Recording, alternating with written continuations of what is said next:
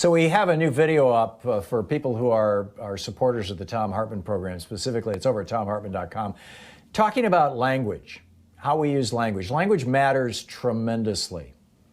And we have chosen as a society, as a culture, as media, as political leadership, et cetera, not to refer to people like Steve Mnuchin, who threw thousands of people out of their homes illegally during the banking crisis, as looters, not to refer to Rex Tillerson, whose oil company has ravaged much of the third world, literally destroying people's lives, killing people, poisoning people. We don't refer to them as looters. We don't refer to the police who go into neighborhoods and kill people, minorities, particularly African Americans.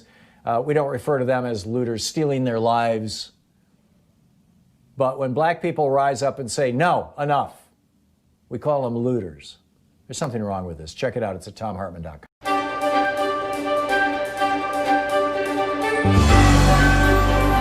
Our book today in the Thom Hartmann Book Club is Revolutionary Love by Michael Lerner, a political manifesto to heal and transform the world. This is from the introduction.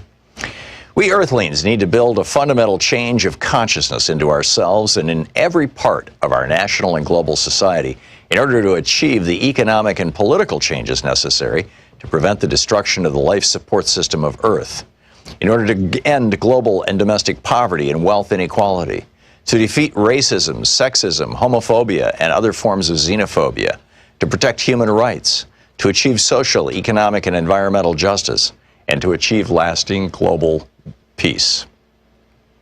This new consciousness is possible and can emerge through embracing revolutionary love, the struggle for a caring society, and a new bottom line in all our economic, political, legal, educational, and cultural institutions. This manifesto is written to show you how this can happen and how you can help make it possible.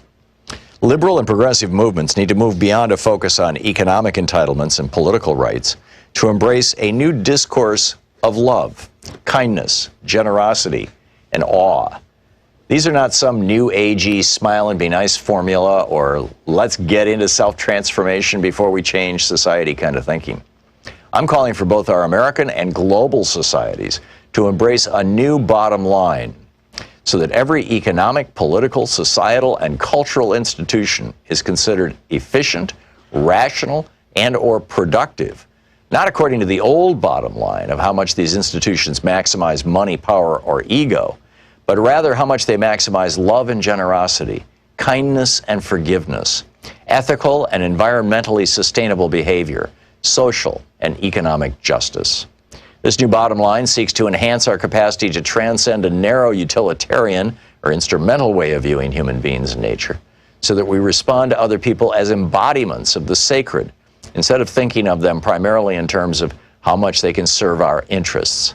And also so that we can respond to nature not solely as a resource for human needs, but rather through awe, wonder, and radical amazement at the beauty and grandeur of this universe.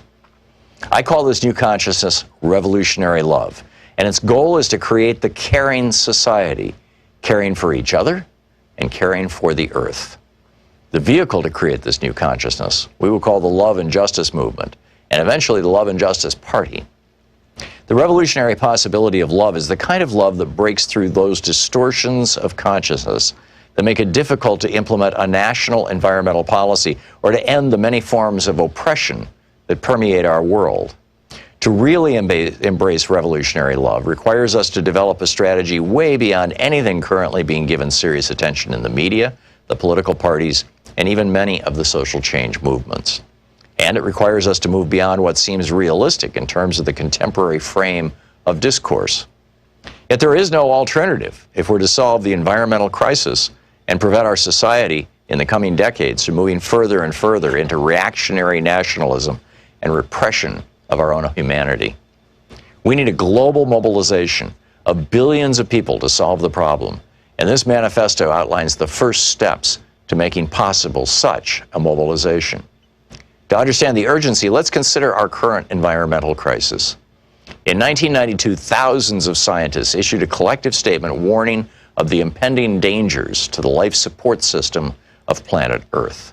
25 years later, in December 2017, 15,364 scientists from 184 countries signed a new statement that reads, in part, "Since 1992, with the exception of stabilizing the stratospheric ozone layer, humanity has failed to make sufficient progress in generally solving these unforeseen environmental changes, and alarmingly, most of them are getting far worse.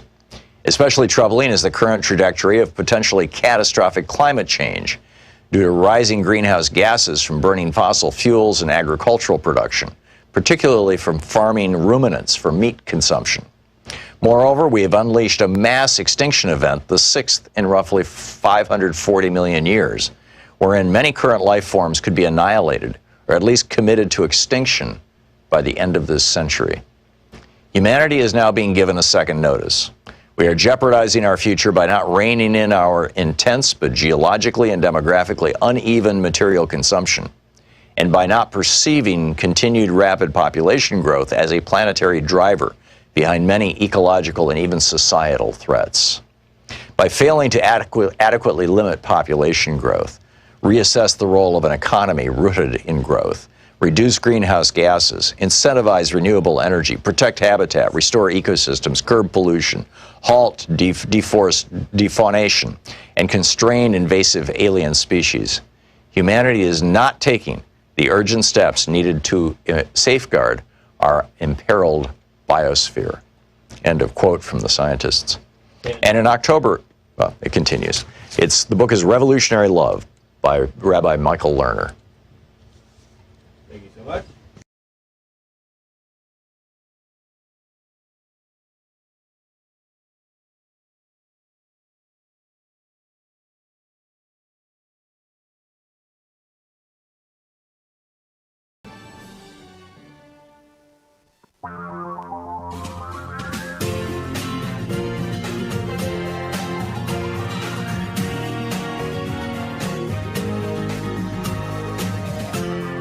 This is the Thom Hartmann Program.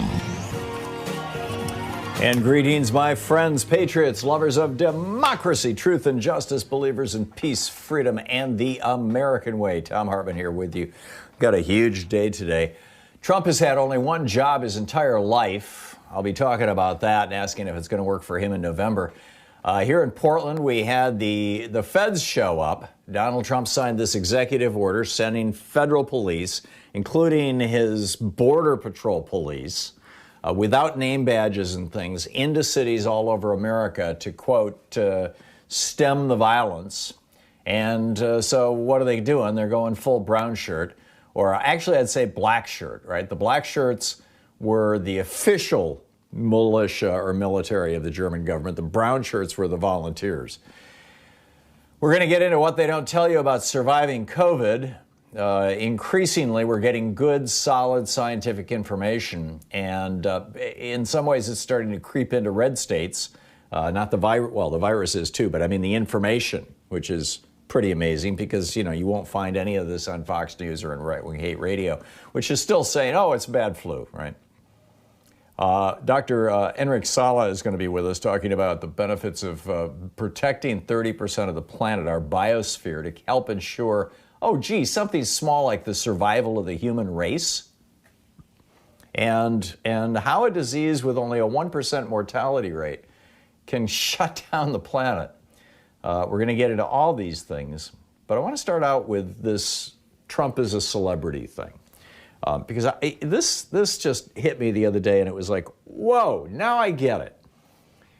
With this one simple understanding, basically everything about Donald Trump's life, his business career, and his presidency all comes into focus. I mean, people are asking, why is it that he refuses to do his job as president? Why has he played golf one full year out of the three and a half years he's been in office? Why does he not read his intelligence reports? Why does he not attend meetings? Why does he sit there watching? Why does he stay in his apartment in his little cubby hole there, or his well, I suppose it's a suite now in the White House, watching TV and eating cheeseburgers until like noon every day? They call it executive time, his 5, 6, 7 hours every morning when he has to watch Fox News or one of the other right-wing networks. Why? Why would he read intelligence reports? I mean, we've theorized about this, right? Maybe it's that, his contacts aren't strong enough to read. And so he can only read giant type on a prompter. I mean, who knows, right? Well, I think I know, number one. Number two, why would he revel in lies and outrageous statements? Why does he embrace lies? Why is lying his go-to strategy? Why would he retweet a game show host? He did this overnight, who has weird conspiracy theories about the coronavirus, and then he trashes his own scientists.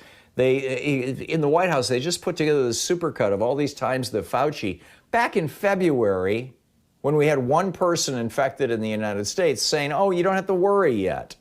And they cut off the part where he said yet.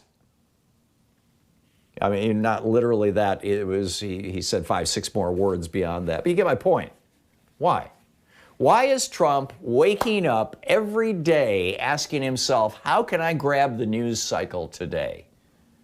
Regardless of what that grabbing of the news cycle may have to do with public health, may have to do with democracy in our constitutional republic, may have to do with international affairs, may have to do with the future of peace on earth. He doesn't give a damn about any of that stuff, just one thing. And that is that the common line through all of this is that Donald Trump believes that his job, whether he's president or whether he's running the Trump Organization, his job is to be a celebrity. Let that sink in for a moment. Think about that for a moment. That's been his job since the 1970s. And it's all he does. I mean, we have heard now from people around him, from John Bolton in the White House to Barbara Reyes, who ran his business, his entire real estate business, back, before Trump ran for office, that basically Trump never does any work. He sits around, he has meetings. I mean, there's several people, who were inside the Trump Organization were like, we can't figure out what he does, other than basically having meetings with people, having lunches with people, and press conferences and press events, and then when he got Celebrity Apprentice, that was pretty much all he did. Is he was a TV star for 11 years. It's because it's the only job he knows how to do. Get in the press, get your name at the top of the newspaper every single day, say and do whatever outrageous thing is necessary to make that happen. Celebrity.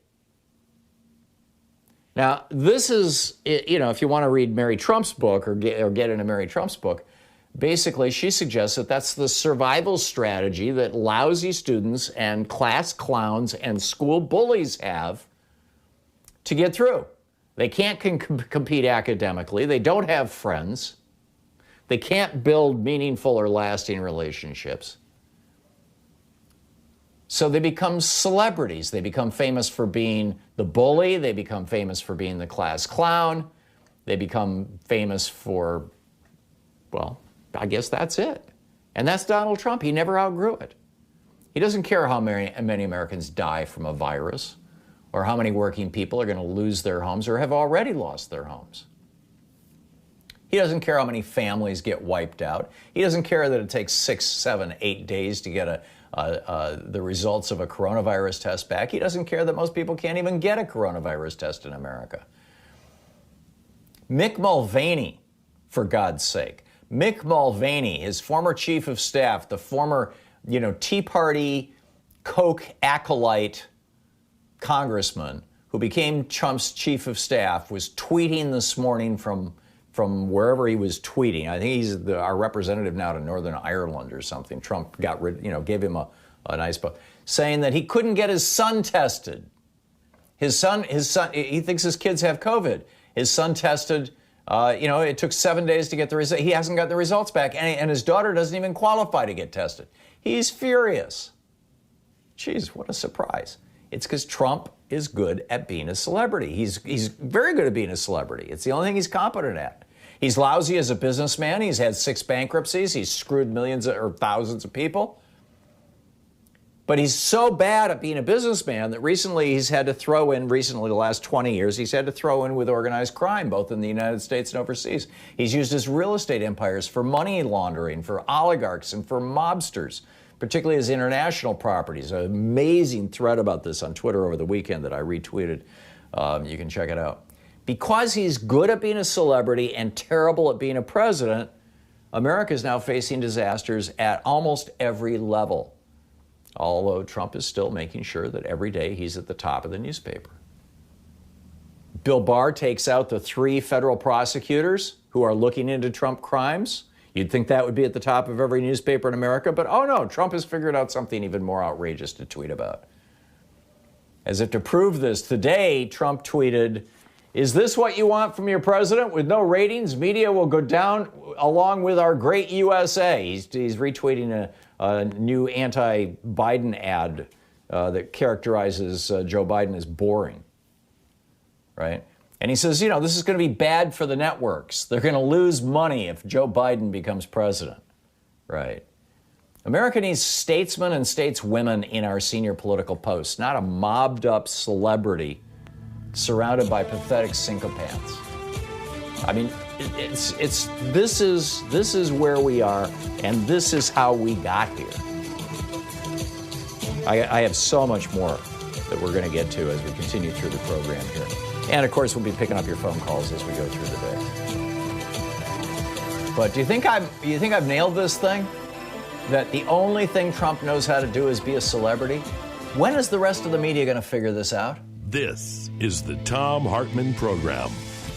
They keep taking him seriously and pretending like he's actually got policies. No, he's a celebrity. That's all he knows how to do.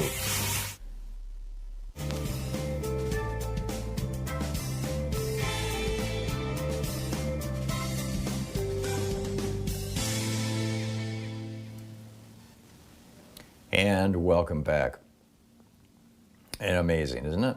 Tyrone in Harlem, New York. Hey, Tyrone, what's on your mind? Thanks for watching us on YouTube. What's up? How you doing? Thanks, Tom, for taking my call. Trump, he don't have an addiction to drugs or alcohol or anything like that, but his addiction is the media.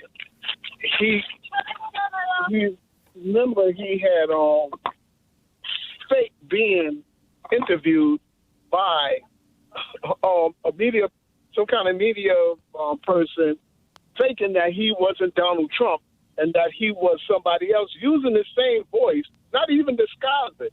Who does that? Oh, yeah, John Barron. He used to, in the 80s and 90s, he would call up reporters and say that he was John Barron, Donald Trump's press officer, or John Barron, a guy who knows Trump, and I'm going to leak some really good information to you. And then it was always about, Trump just had sex with this supermodel, and she said it was the best ever.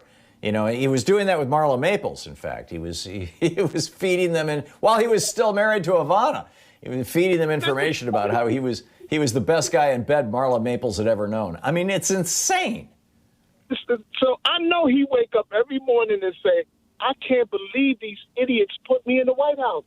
I can't believe that ain't to get away with what I know I would be. I can't believe you're allowing me to get away with the things. I fired the head of the FBI. I get my friend out of jail for helping me become president by getting information from Russia, and I'm letting these people out of jail. I can't believe these people are letting me get away with what I'm getting away with. So whose fault is it? Is it his fault for taking advantage of stupid people, or is it our fault for allowing him to take advantage of us? Well, it's the old. You know what I'm talking about. Yeah, it's the old saying that George Bush mangled. Fool me once, twice on you. Fool me twice, shame on me. Excuse me. Fool me once, shame on you. Yeah, and it's like if we haven't learned the lesson, Tyrone, if we haven't figured out that this guy is a grifter and a con man and a chronic liar and a narcissist, and he's got no intelligence, he's got nothing to say of any value. It's just breathtaking. It really is. Well, it's up to us to get him out of office. Yeah, there you go. And that's what we've got to do. Okay. Yeah. Tyrone, thanks a lot for the call. Good talking to you. By the way, we're going to get into, as we continue through the program, Trump is not just a celebrity, he's also a wannabe dictator. He wants to be Viktor Orban. He wants to be Rodrigo Duterte. He wants to be Abdul el-Sisi. He wants to be, pick your autocrat, Jair Bolsonaro. And he did this executive order creating a federal police force that is largely derived from the Border Patrol people. You recall maybe 6 months ago, I shared with you this story about how Trump was turning ICE and the Border Patrol into his personal army. This is what Hitler did with what became known as the Schutzstaffel, the SS. They became his personal militia. Well, they showed up in Portland this weekend. We'll be talking about that too. So stick around. It's 19 minutes, coming up on 20 minutes past the hour here on the Thom Hartmann Program. Back with more of your calls in just a moment.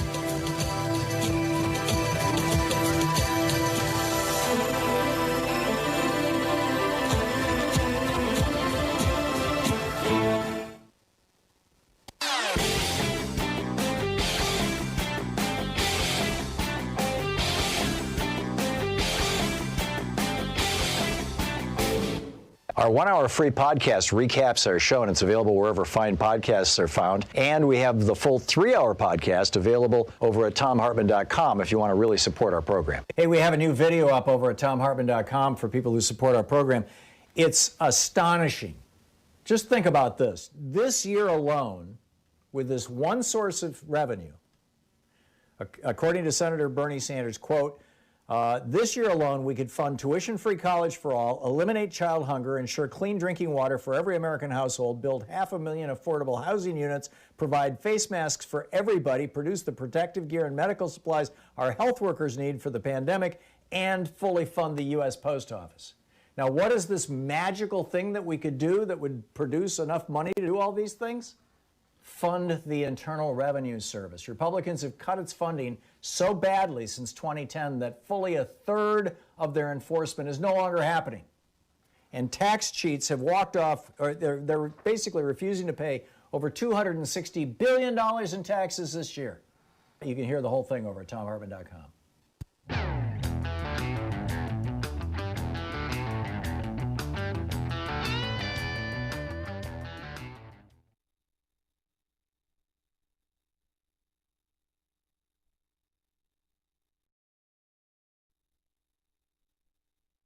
This is,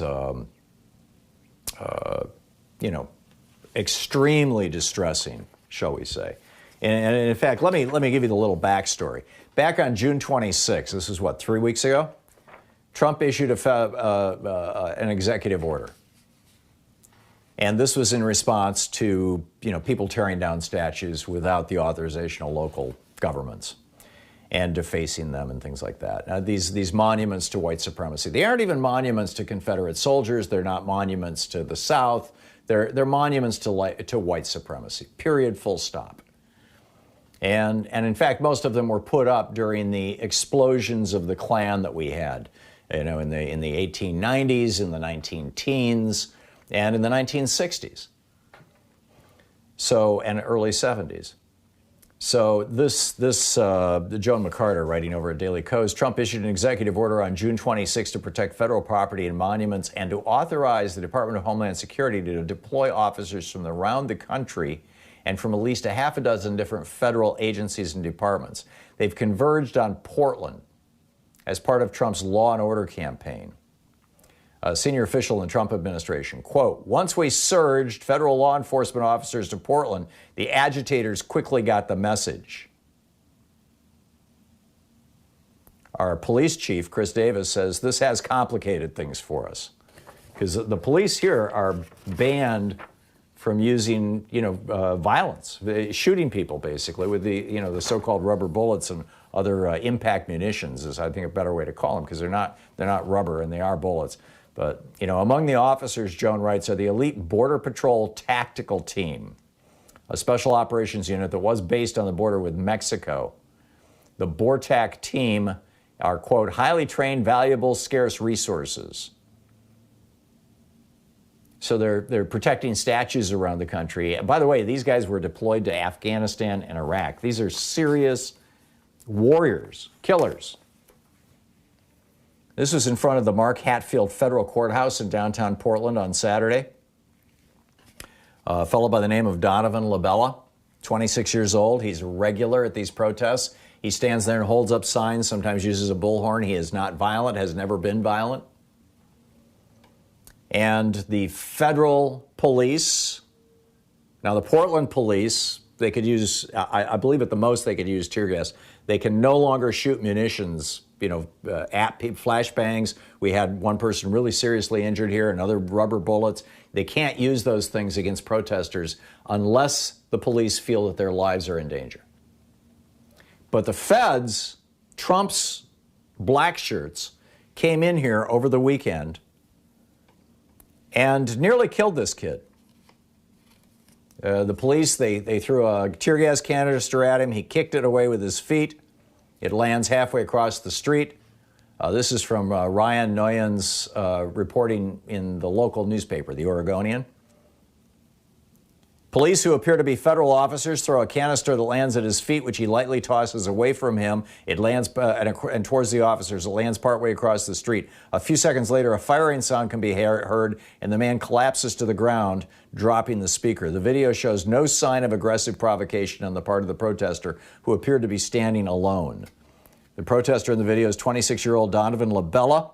Friends told OPB that LaBella was a regular and nonviolent presence at protests. His mother said his face and skull were fractured and that he finished facial reconstruction surgery early Sunday morning. He still has a tube in his skull to drain the blood, his mother Desiree LaBella said. He also has to have an MRI for vision problems in his left eye.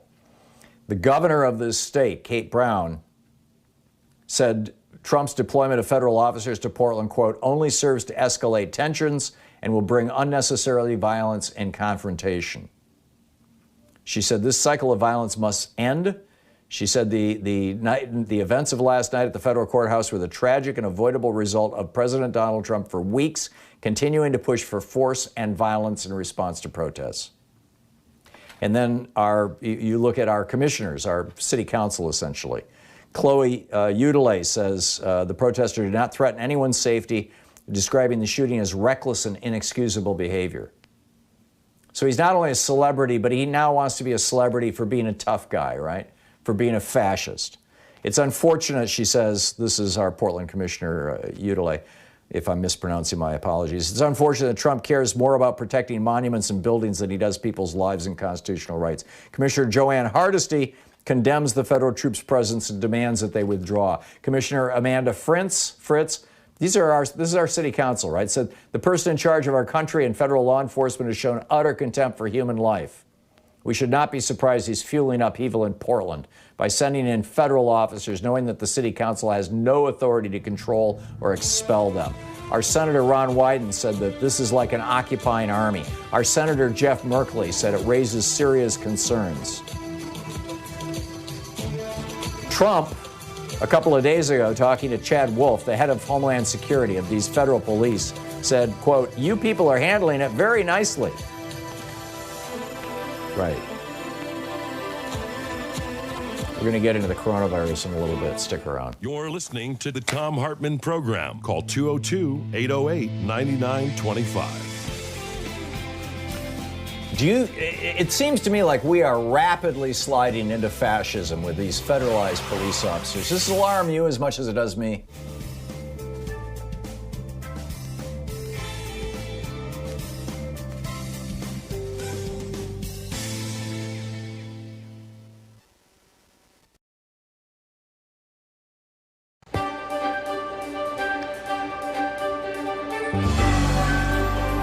Our book today in the Thom Hartmann Book Club is by Pat Mitchell. It's titled Becoming a Dangerous Woman, Embracing Risk to Change the World.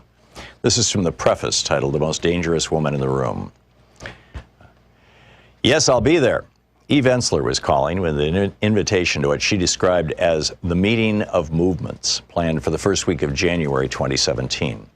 In the wake of a polarizing presidential election in the United States, Eve had decided it was time for activists to come together to shape strategies that would unify and leverage the collective power of a wide range of social justice organizations. Who else is coming, I asked. I'm not releasing the invitation list, Eve replied, but you'll want to be in the room. Indeed, I did want to be in that room, knowing from past experiences that any meeting or event that Eve organized would be meaningful. So I showed up, as the invitation indicated, at a nondescript building in Stone Ridge, New York, and surrendered my cell phone to the smiling young volunteers at the front door. Best to have all communication devices outside the room, was the explanation, which of course heightened my anticipation about what would transpire within the room. I entered a large room and saw Eve standing at the front with folding chairs in a circle. Mingling about the room were some familiar faces, the meeting's other conveners, Kimberly Crenshaw of the African American Policy Forum, Naomi Klein, award-winning author and activist, independent media entrepreneur and journalist Laura Flanders, and Jane Fonda, actor and activist. We were asked to find our seats, and Eve began. "We are living in dangerous times," was her opening line, and such times call for new levels of activism from all the communities represented in this room. Let's begin by identifying who's in the room. One by one, the introductions began. I'm one of the founders of the Women's March. I'm the executive director of 350.org. I run Project South. With each introduction, the level of leadership and activists' credentials became more impressive and, for me, more intimidating. I could feel my anxiety building. How was I going to identify myself? I have no title and was no longer running an organization, having left my CEO position at the Paley Center for Media the previous spring. I could say that I was the CEO of Pat Mitchell Media with its grand total of 2 employees, including myself, but that felt wholly inadequate to explain why I belonged in that room. I mentally rehearsed some other options. I could say I was a lifetime advocate for women, true enough if a little vague. I could list some of my previous titles, but why make a point of being the former anything? I was struggling to come up with how to identify myself in the present, an identity that would hopefully give some indication of why Eve had included me in this circle of activists and leaders. Finally, it was my turn. Before I knew it, I heard myself saying, "I'm Pat Mitchell, and I'm a dangerous woman." I'm not sure exactly what prompted this personal declaration of dangerousness, but I could tell from the looks of surprise that I needed to add a bit more context. At this time in my life, about to turn 75, I continued, I have nothing left to prove, less to lose, and I'm ready to take more risks and to be less politic and polite. As Eve said, these are dangerous times, and dangerous times call for dangerous women. That got a big sisterly yes from Eve and others in the circle, including Jane Fonda, who was sitting across from me, and stood up declaring, "Well, I'm older than my friend Pat, so that makes me even more dangerous." Laughter erupted, of course, and I could sense that others were contemplating exactly what becoming more dangerous to meet the challenges of dangerous times would mean for each of us and for the work we had convened to consider. Certainly, Jane Fonda's life of activism is a textbook case for being bold and brave. During our many years of friendship, I've witnessed her willingness to take risks for a good cause, to speak out and show up, even when it meant personal peril or sacrifice. At 81, she is still on the front lines, campaigning for domestic and restaurant workers' rights, standing with the American Indian communities, protesting natural resource exploitation at Standing Rock, and busier as an actor than ever. In her book, Prime Time, Jane advanced the idea that older women have the potential to become the most powerful population on the planet. She's a great example of how we embrace that potential at every age. My personal potential for becoming dangerous is perhaps more directly linked to my friendship with Eve Ensler. From our first conversation in war-torn Sarajevo in 1998, I've been deeply inspired by her courage and her commitment to do whatever is necessary to end violence against women everywhere. Taking risks comes easier to Eve than to many. Writing and performing the Vagina Monologues, making it the centerpiece of a global movement, V-Day, to end gender-based violence, is a transformative approach to activism that I feel privileged to have experienced. Yes, I was an activist and woman's advocate before I met Eve, but through my relationship with her and as a board member of the V-Day movement, I've met activists facing dangers every day to create change in some of the most difficult places on earth to be a woman. But until that day, I had not felt dangerous myself. Declaring myself a dangerous woman still feels a bit, well, dangerous.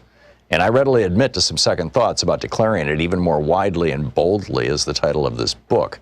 But every day since that convening, I'm discovering more about what being dangerous means in my life and why I believe that it's time for us, women and the men who stand with us, at whatever age or place in life's journey, to embrace risks and engage with renewed passion and collective purpose in making the world a safer place for women and girls. Pat Mitchell, Becoming a Dangerous Woman.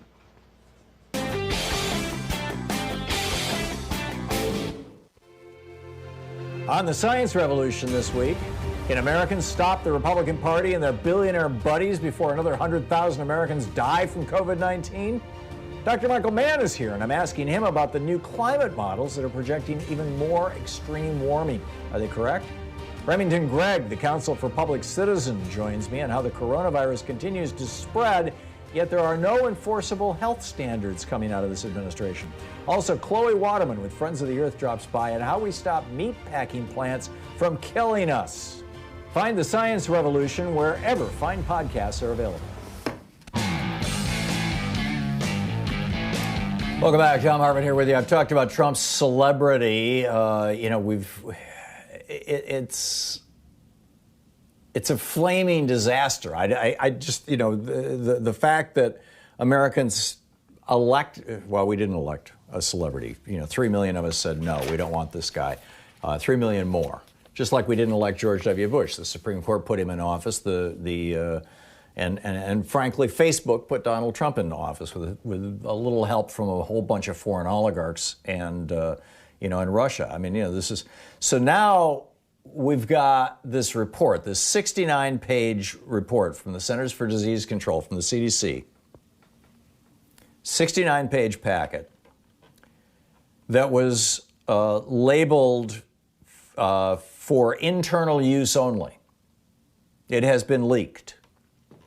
And this report says, and I quote, "The more a student or staff member interacts with and the longer that interaction, the higher the risk of COVID-19 spread." Randy Weingarten, who is the president of the American Federation of Teachers, said, and I quote, "Trump suppressed a CDC report that concluded, quote, fully opening schools and universities remained the highest risk for the spread of coronavirus, end quote. Trump, Pence, DeVos, and the report had this report, and they said the exact opposite." She's the president of a 1.7 million person alliance of teachers in the nation. She's right. Would you send your kid to school this fall? This is absolutely chilling. Neville Dog posting over at DU an excerpt from a plan. This is in Utah. This is a school in Utah. Released their opening plan, right? And there's 1, 2, 3, 4. There's 10 bullet points here. These are the things that you need if you're going to open your school, right? According to the school board or somebody But this is what the school got, right? You need to be ready for crisis communication. And then here's the bullet points: a closure letter for parents, closure information for employees, Skylert message for the closure of the school, exposure letter, process talking points, distance learning plan information, template for a web item, template for essential, that word is blocked out, tasks, I believe it is. And then finally, template letter for the death of a student or teacher. If you're going to open your school, you have to write a form letter that you will be able to fill in the person. You'll be able to personalize it with the names to say, "I'm very sorry to inform you, but little Johnny in the class where your kid is going to school has died." Or, "I'm very sorry to inform you that your son, little Johnny, has died." Or, "Your daughter, little Sally." Or your teacher, Ms. Brown, she has died. In Arizona, Kimberly Chavez Lopez Bird, 61, died a week or so ago, fewer than 2 weeks after she was hospitalized. She and Jenna Martinez and Angela Skillings, 3 teachers in Arizona, decided that they would teach summer classes. Sure, we'll do that. This was the Hayden Winkleman School District. She had taught there for 38 years, long enough that she was teaching the kids of people that she had taught as kids. She was admitted to the hospital and immediately put on oxygen, but her husband was not allowed to be with her. This from CNN. The next morning, she called her husband to say that the doctors were putting her on a ventilator. That was the last time they spoke. A few days after Mom died, Jesse Bird, that's her husband, his daughter, his son, his daughter-in-law, their 4-year-old granddaughter, and several other relatives all contracted COVID-19. Now, this was several days after Mom died. Mom, the teacher who brought this home from school. His wife's brother also tested positive. He's been on a ventilator for 27 days now. She died just short of their 24th wedding anniversary. In Ohio, a 37-year-old man died from coronavirus after slamming the hype over the pandemic on Facebook. Richard Rick Rose, 37-year-old man from Port Clinton, Ohio, recently died at his home. He had posted just before he died, on April 28th, he posted, "Let me make this is on Facebook, let me make this clear. I'm not buying an effing mask." He spelled out effing. "I've made it this far by not buying into that damn hype." Today he's dead. He tested positive on July 1st. He died on July 3rd, 37 years old. Over on the Twitter feed of Cleavon Gilman, MD, he's a physician. I just a few minutes ago retweeted his pinned thread where basically he has turned his Twitter feed into a continuous thread of people who have died from COVID. And I'm just going to read you a few of them. This is from 6 hours ago. Dead girl. A 13-year-old girl dependent of a service member stationed at Fort Sill, Oklahoma, died from COVID at Comanche County Memorial Hospital. 9 hours ago, he posted. Yancy Alyssa from Fort Lauderdale, Florida, 11 years old, died from COVID at Broward Health Medical Center. 9 hours ago, he posted. Diana Ploss, New Hampshire radio host, has been fired after filming herself harassing a group of landscapers in a racist tirade. Okay, that's not quite the thread there. Let me just pull up this whole thread here and begin to go through it. I had the wrong place. And he's like, yeah, let's look at these people who are dying. What they don't tell you about surviving COVID-19. This is a piece that was published at the Chronicle. The San Francisco Chronicle. SF Gate is their website. It's by Mike Moffat. The lucky ones, he's talking about people who have gotten COVID-19. The lucky ones, if you can call them that, recover, but not in the sense that their lives are back to normal. For some, the damage is permanent. Their organs will never fully heal. One of these nurses, Sherry Antoinette, she says, they may come back after discharge with a massive heart attack or stroke because COVID makes your blood thick as hell, or you may have to be on oxygen for the rest of your life. She says, COVID-19 is the worst disease process I've ever worked with in my 8 years as an ICU nurse. When they say recover, they don't tell you that means you may need a lung transplant.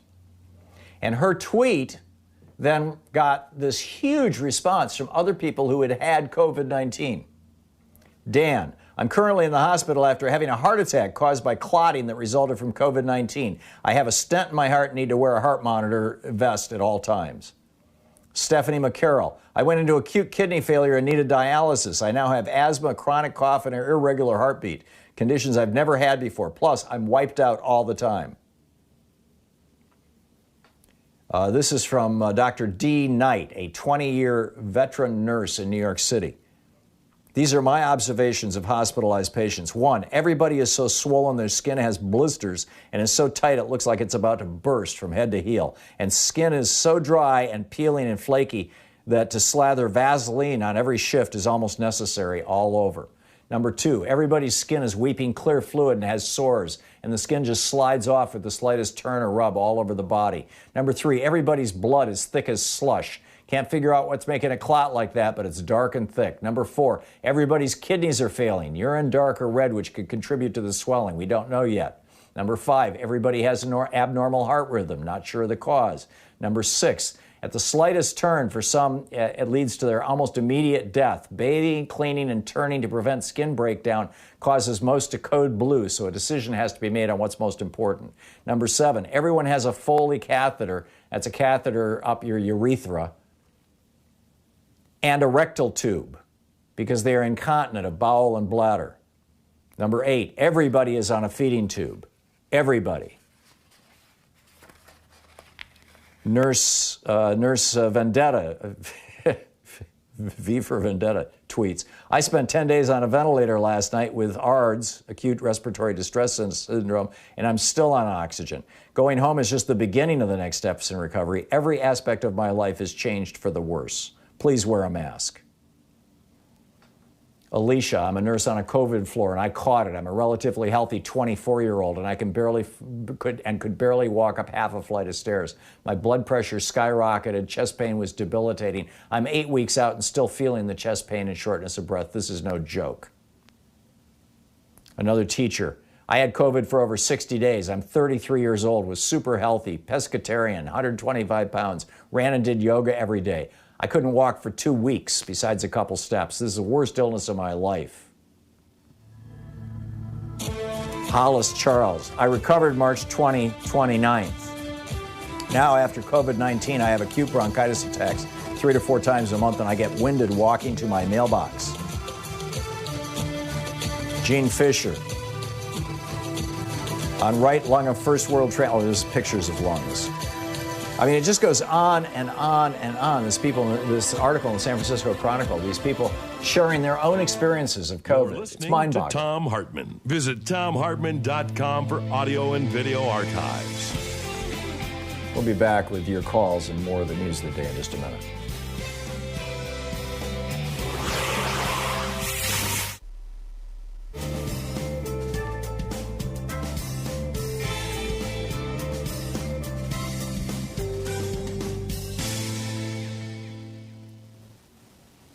And welcome back. This is just absolutely amazing, right? Lou in Pueblo, Colorado. Hey, Lou, what's on your mind today? Hey, good morning, Tom. I just want to get your comment on something. You know, we all know that Goebbels said that a lie repeated often enough will be believed, and that's true.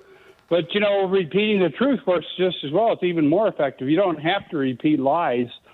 You know, a little background, I'm a technical expert, and I've taught thousands of professionals all over the planet who pay to come to my courses. I quickly learned that even an interested audience grasps less than 1/3 with one repetition. When I teach a 5-day school, I repeat the key points over and over, day after day, until the students start telling me the key points. I test before and after, and I see a 60, 70-point increase. In other words, you've got to have repetition. To get your point across, you got to say your point, explore the details, then review it in the closing. Joe Madison maybe is the best guy I know that uses this technique. My point is it works better for truth. Now, where I'm going with this, I think the Democratic Party are missing a golden opportunity to educate American voters. If they sent the same articles to the Senate every day, over and over, not because there's any hope that Putin will allow McConnell to convict, but the American people will eventually that the Republicans are owned by international organized crime. I think Pelosi's doing a great job, but they really need to learn from Goebbels. The Republicans have, after 75 investigations into Hillary's emails, every fascist voter I know believes Hillary's guilty of something, even though they don't know what. You know, so Right, your comments? right. So you're suggesting, Lou, that when you said that what they should send to the Senate were articles, you meant articles of impeachment. That it's time for the Democrats. I'm totally with you on that. I have been saying this for some time. Trump has committed a number of impeachable offenses, and you know we need to be pointing that out. We need to be pointing it out in a way that's irrefutable. So yeah, good one, Lou. Thank you, Michael and Maltby, Washington. Hey, Michael, what's up? Hi, Tom. You were talking about in Portland how the Trump said the military and border guards to protect Federal his police, statue. yeah. Federal police, yes. And they'd hurt the citizens of Portland. Right. Why doesn't the mayor put the police of Portland in between the protesters and the military, facing the military with their backs to the citizens, because the citizens don't have guns? That would be that would be a rebellion. That would be interpreted as an insurrection. That would, I mean, that's what the South did in 1861 after Lincoln was sworn in. Well, what about when they have protesters on one side of the street and the Klan on the other side and the police down the middle? Can't they do something like that? Well, we've had that in Portland for a long, long time, and the police keep, slipping notes basically to the Klan, telling them what's coming and what their tactics are going to be, and flashing white power signs at them. I mean, this is all fairly well documented. It's all over Twitter. You can easily find it. But the moment that a local jurisdiction turns their police on the feds, that will be the moment that Donald Trump will love, and he may use that to really flip us into fascism almost instantly. Michael, thank you for the call. I get your point. It would be a very dangerous thing to do.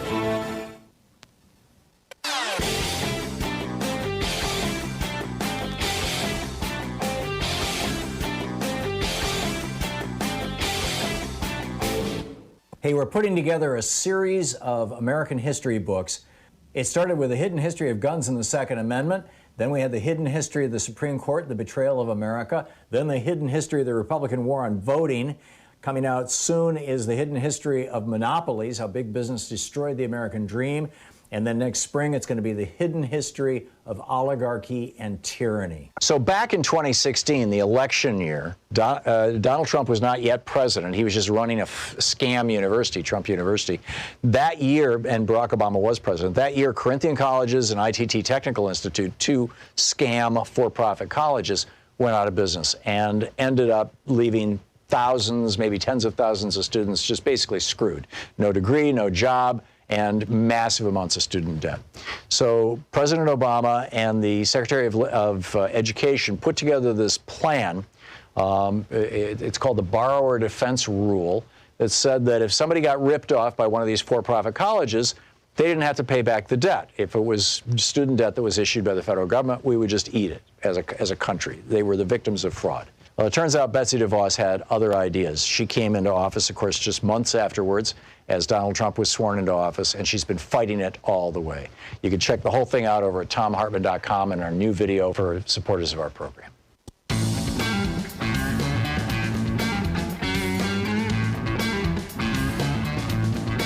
Welcome back. Thom Hartmann here with you. And boy, what a day, right? Denise in Pensacola, Florida. Hey, Denise, what's on your mind? Yes, I'd like for your listeners to consider that this is set up genocide between Trump and Putin and maybe McConnell, because I consider them very dangerous men to our democracy.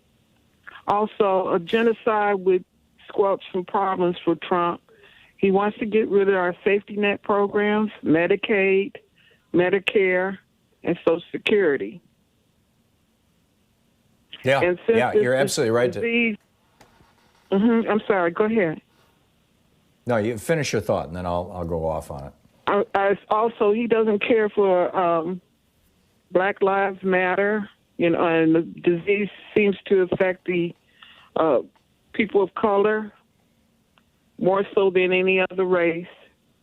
And also, Mr. Trump doesn't like the disabled. You remember when he made fun of that journalist who was in a wheelchair? He died not too long ago. He made fun of that guy sitting there with multiple sclerosis, sitting in a wheelchair. And also, I believe that was the journalist who also outed the fact that he'd been having sex with a porn star and a Playboy bunny. I think that I'm pretty sure he was the guy who first had that story. But Denise, your point is really well taken, and thank you for calling and making it. This is exactly what I've been saying ever since April 7th. On April 6th, I believe it was, maybe the 7th, That was the day that all the newspapers all across America, up until that point, we'd been locked down for almost a month. Trump had said, declared a state of emergency. Everybody was on board. Let's lock the country down. Let's get this thing under control. And then the Washington Post, the New York Times, front page story, April 6th or 7th, Black people and Hispanics are the majority who are being hit with this disease. And within 3 days, Freedom Works and all the right-wing groups out there started saying we need to reopen America. These white guys, with their Confederate flags and their Nazi symbols and their upside-down stars with their AR-15s, were out in front of the state capitals. Donald Trump is tweeting "Liberate Michigan." It was like within 3 days, all of this stuff happened. Everything changed. And I don't disagree. I'm not sure I would use the word genocide specifically, but I think he's certainly allowing, now that he believes that most of the people dying are black and brown, it's just fine with Donald Trump. Yeah, let's just do it. Let's just do it. Bob in Tahlequah, Oklahoma. Hey, Bob, what's up? Hello, Tom. Good day to you. Hey, I just want to comment on the poor fellow that was protesting there and got assaulted. I do agree with previous caller that the local or the state police has an obligation to protect legal speech in public places, even from the likes of a Bill Barr or a Donald Trump regime. So I but there is the supremacy clause. Call it rebellion. Fascism is already here. It's not. Fear. Yeah, no, I'm with you, and I would love to hear how local police can take on federal police. Maybe I'm missing something, but I don't know how that can happen. Talk to local police and state police about their concern with those who you can find who are concerned, as most of us are, with the likes of a fascist like Bill Barr. How is he even there? I mean, after cover-up Bill, his record is clear as a bell. How does this man even reside in any? Right. Well, he's there because of Donald Trump, and Donald Trump is there because of the Republican Party, because the only Republican in the Senate who was willing to remove him from office was Mitt Romney. Lori in Portland, Oregon. Hey, Lori, your thoughts? Hey, I just wanted to say about him being a celebrity. Mm-hmm. The narcissistic way when people he's doing the celebrity to get attention. And for most normal people, when you start getting bad attention, you would pull the reins in a little bit. But the scary thing about Donald Trump, because he has no empathy or any normal human feeling to know what he's doing is not okay, the attention he's getting, even when it's bad, is just getting worse. Because for him, it's just fuel for him. And so it's scary because, go ahead. Well, I was going to say, when Louise and I ran this community for abused kids up in New Hampshire, we used to see this with some of our kids. They had been so shamed throughout their lives. Shame and punishment, often violent, brutal punishment had been used on them, that it had lost its effect. They may still feel shame, but they didn't behave like it. And so they would act out in just terrible, terrible ways to get attention, because it was the only way that they had learned that they could get any attention at all. And it was better to be beat up by their parents than to be ignored, basically. And I think that Donald Trump is exhibiting that same psychopathology. I think that's what you're identifying, Lori. He doesn't have any shame, or he's not, shame doesn't affect him the way it does normal human beings. And Lori, thank you for the call. And so, it's like his superpower. Right? He can do and say things that other people would be ashamed of, and he feels no shame, including decisions that lead to the death of 130,000 Americans, soon to be 250,000 Americans. We'll be back. You're listening to Thom Hartmann.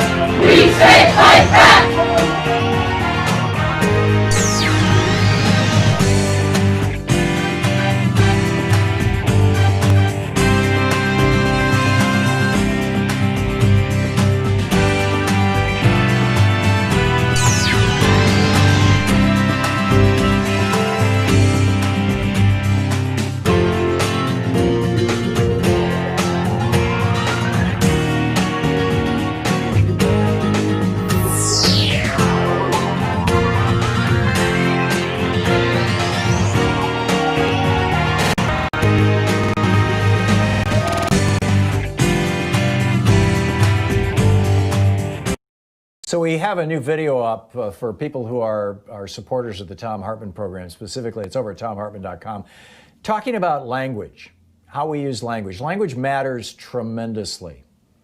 And we have chosen as a society, as a culture, as media, as political leadership, et cetera, not to refer to people like Steve Mnuchin, who threw thousands of people out of their homes illegally during the banking crisis, as looters, not to refer to Rex Tillerson, whose oil company has ravaged much of the third world, literally destroying people's lives, killing people, poisoning people. We don't refer to them as looters. We don't refer to the police who go into neighborhoods and kill people, minorities, particularly African Americans. We don't refer to them as looters, stealing their lives. But when black people rise up and say, no, enough, we call them looters. There's something wrong with this. Check it out. It's at thomhartmann.com.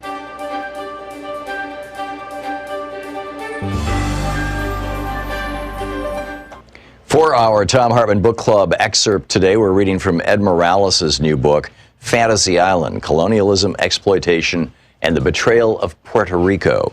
This is from the first chapter. There was never any doubt that the United States wanted Puerto Rico for its own when it began a war with Spain near the turn of the 20th century. Cuba had been in the throes of independence war with Spain off and on since 1868, and the conflict that began in 1895 seemed ripe for the United States to capitalize on. The sinking of the USS Maine, an American naval ship destroyed by an explosion while moored just outside Havana, fueled American entry into the war. Although there are conflicting theories about the source of the explosion, including the likelihood it was caused by a spontaneous internal fire, William Randolph Hearst's newspaper chain blew up the incident into the perfect catalyst for the United States to enter the conflict.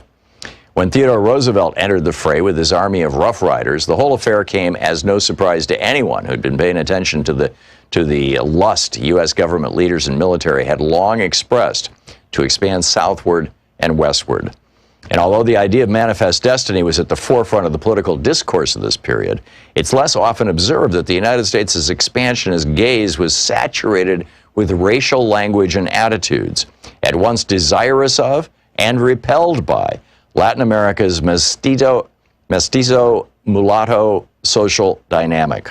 The Haitian Revolution at the end of the 19th century and into the 20th created a U.S. obsession with both Cuba and Puerto Rico because of the potential of a similar black-led revolt on those islands. In 1826, Virginia Senator John Randolph feared that such a revolt would render the southern United States vulnerable to invasion from Cubans in rowboats.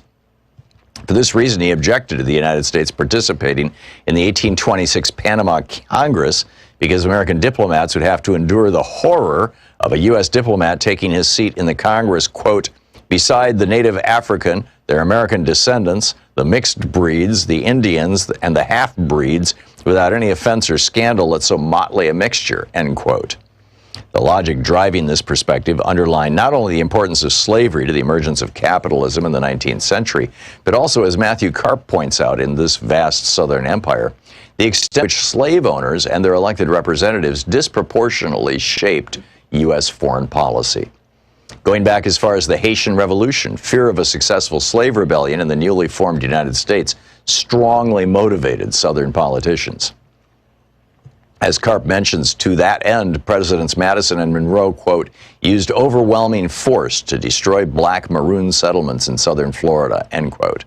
Fear of slave rebellions also briefly united the interests of American slaveholders and Cuban elites who wanted independence from Spain, but in the late 19th century, after abolition, Roosevelt's forces fought in conjunction with Afro-Cuban armies against their common Spanish foe. The move to wrest Cuba and Puerto Rico from Spain came just as Spain had finally relented to end slavery as a concession to black rebel Cuban armies that had formed to push for independence. In a further move to placate continued unrest on the island, in November 1897, Spain signed automatic charters for Cuba and Puerto Rico, which gave limited home rule governments to both islands. Puerto Rico would gain full representation in the Cortes, the Spanish parliament, and could veto Spanish commercial treaties unfavorable to them while also retaining the rights to set tariffs on imports and exports. In this way, Puerto Ricans were granted a kind of citizenship that allowed self-government, grafted on what was left of their Spanish subjecthood. Yet on July 25th, 1898, 8 days after the first meeting of the newly formed Puerto Rican Parliament, U.S. troops arrived in the southern port of Guanica and replaced the Spanish flag with the stars and stripes. This date would be remembered over 50 years later when the United States finally followed through on a project to allow Puerto Ricans to have limited autonomy and self-government. But at the time, it was both the end of Teddy Roosevelt's splendid little war and the beginning of the current quandary over what exactly Puerto Rico's new colonial master would do with the island. Although historians agree that there was no pre-existing plan for designating Puerto Rico's status, there was a general belief that Puerto Rico could be incorporated as a U.S. territory, and probably would be. This led many to assume that it would follow a similar path to statehood as former territories like Florida and Louisiana. At the very least, it would, by acceding to military control, receive, quote, the advantages and blessings of enlightened civilization, end quote, as Puerto Rico's first military governor, Nelson A. Miles, declared 3 days after the landing of Guanica. Because Cuba was so militarized during its wars for independence, the United States decided to allow it national sovereignty, thinking it could still exert considerable control over the economy because of existing business interests and a ready-made set of Cuban consumers who were already buying Ford Model Ts. But although Puerto Rico had experienced anti-Spanish uprisings in the mid-19th century, in 1898 they did not have nearly the same level of armed mobilization present.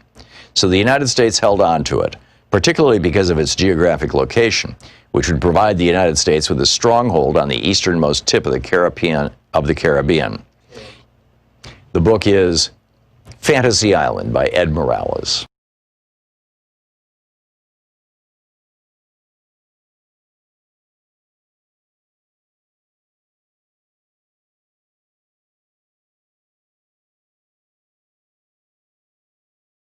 Age.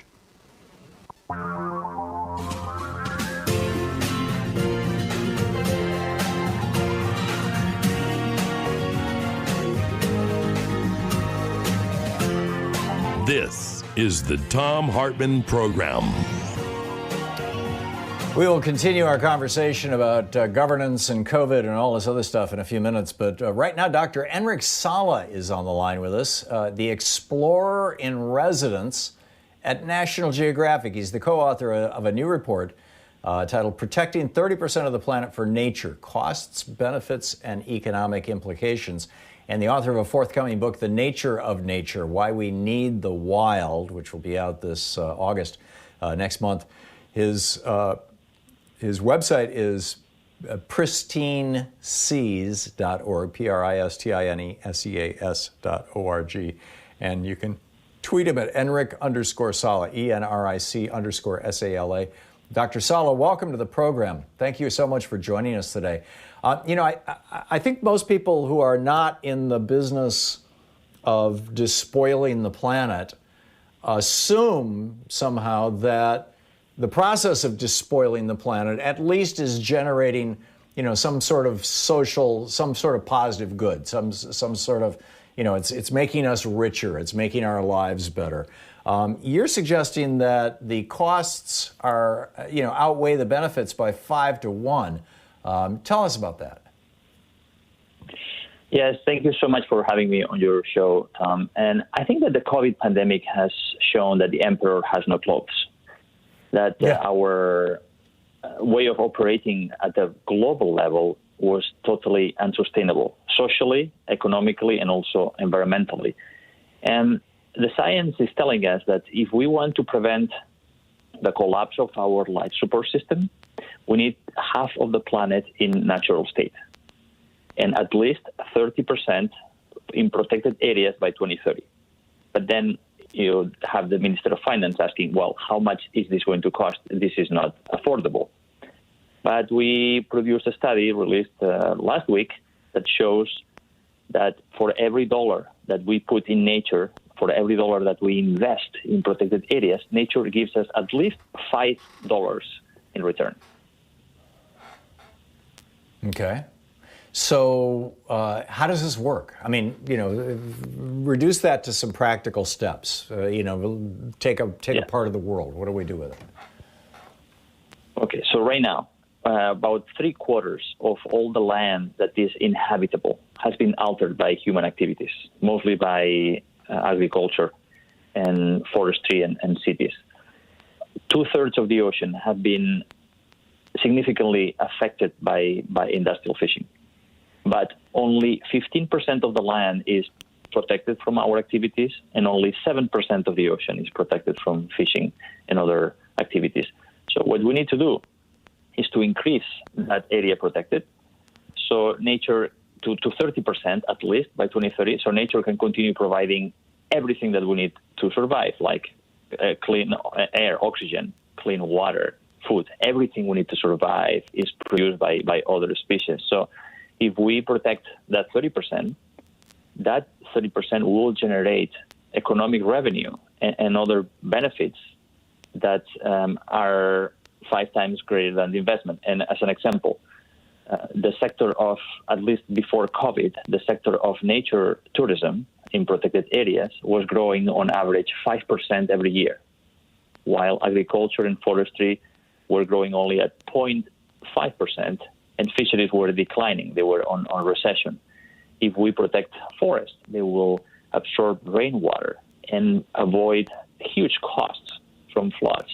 And I think that this pandemic has shown the costs of not investing in nature, because we had this virus that spilled over from an animal, a wild animal, to a human in a market in China, and other viruses before also, like SARS, MERS, HIV, Ebola, were a consequence of our encroaching upon the intact forest around the world. So the cost of the pandemic now, it seems that it will be $9 trillion over the next 2 years. Investing a small fraction of that in protecting nature to reduce the risk of the pandemic, I think economically it makes a lot of sense. At one level, it seems that a precondition for there being a widespread political acceptance of this would be a widespread understanding of the fact that we are part of nature, that we are animals on this planet.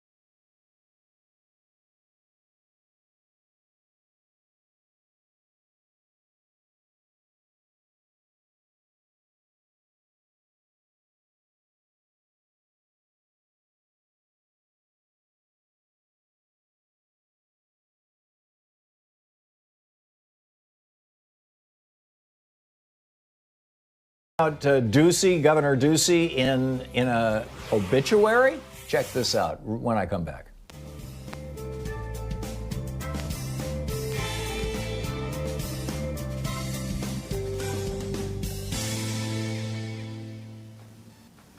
And welcome back. Richard in Pasadena listening on KPFK. Hey, Richard, what's up? Oh, what's up is, boy, that was really great, that the carbon business that you added. I had a saying about global heating. This isn't what I call it about, but I mean, what he said was so powerful, that it's actually carbon, radioactive, chemical, plastic heating. That's what we're doing to our world and to ourselves, to all of our creatures. Anyhow, what I called about was this quote by George Mason, which says, elected officials are the trustees and servants of the and at all times amenable to them. Whenever government shall be found inadequate or contrary to these purposes, the majority of the community hath an indubitable, inalienable, and indefeasible right to reform it. And the reform I say we need, get Trump out of there, put an epidemiologist in, and start over. That's we need that badly right now. Yeah, I mean, Trump is trashing Fauci like there's no tomorrow right now. I don't think he can fire him directly, although he could probably bring enough pressure on the agency to do so. But but if we could get together and elect an epidemiologist, get him out of there as a people reform, we would end the Electoral College. We would end automatically national gerrymandering. We would make inconsequential the Citizens United ruling, along with, money is speech. All of that nonsense would disappear if we would just do it. And right. Wait, well, it's going to take more than that. It's going to take a lot of structural to changes to make that happen. But I get your point, Richard. Richard, thank you for the call. Morris in Long Beach, California. Hey, Morris, what's up? Yes, Professor, I need to talk to you about something that's kind of serious up in here. The NBA is thinking about opening up in Florida, right? Now, right. Professor, if I gave you a plane fare ticket to Disneyland and the hotel accommodations, you wouldn't go to Florida. So I don't know why Adam Silver agreed to that. I'm wondering if Trump's got influence over the NBA. Now, all they got to do here, there's 22 teams that they're talking about participating. All they got to do is go to South Korea. They got this thing under control over there. All we want is the television revenues and to see something with a ball on TV with it. Now, the Clippers was going to win it this year. They had Paul George and Kawhi Leonard, but then the virus came up in here. Now, you got 7 teams in Texas and in state of California, the Clippers, the Lakers, the Golden State, Sacramento, Spurs, Rockets, and Mavericks. I would have got those teams together and did something this way and call it the Southwest Trophy. But this idea of going into Florida for anything, going into Texas, for anything, is if it's not sadistic, well, I don't want to embarrass them kind of people. I don't know what the word would be. It doesn't make any sense. So all they got to do is, we got military bases in South Korea. We got fan base. They've got venues over there. I don't know why we're going to. It's like asking them people to go back to the meatpacking things, and they figure that if they got them in a bubble, that the virus is going to protect them. We don't know enough about this virus to say that, Professor. But anyway, am I crazy, or should they move to South Korea? Talk to you later. I think that's one of the most brilliant ideas I've heard in a long time, Morris, because it would highlight how incompetent the the Trump administration is, and how competent. And it need not be just South Korea. I mean, they could play some games in Taiwan, they could play some in New Zealand. Although each one of these countries, because they're Americans, they'd probably have to quarantine for 2 weeks. But pick a country. I mean, New Zealand's got soccer matches going where people are in the stands cheering now. They've got this thing under control. They've nailed it down. Australia, pretty much all of Australia except for Victoria, the area around Melbourne, which is under lockdown right now. But when those little embers flare up, they're squashing them. That's brilliant. Morris, thank you so much. We'll be right back.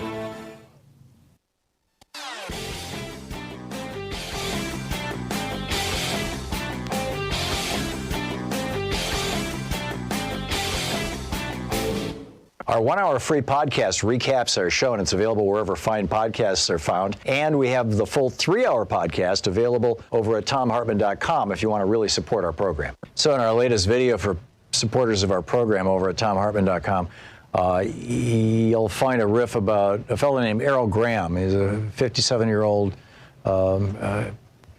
African English individual who starved to death recently in the United Kingdom. The neoliberal Thatcher policies are apparently echoing through the British system now in a rather substantial way, the same way that Reaganomics is echoing through the American system. And we've got tens of thousands of Americans who die every year because they lack health care or they can't afford copays and things. And we have literally millions of children in America who are malnourished or even go to bed hungry every night. It's pretty breathtaking stuff. And I think you'll find the rant particularly interesting or useful, and hope you can share it with your friends when you pick it up. It's over at thomhartmann.com. Thanks again for supporting our program.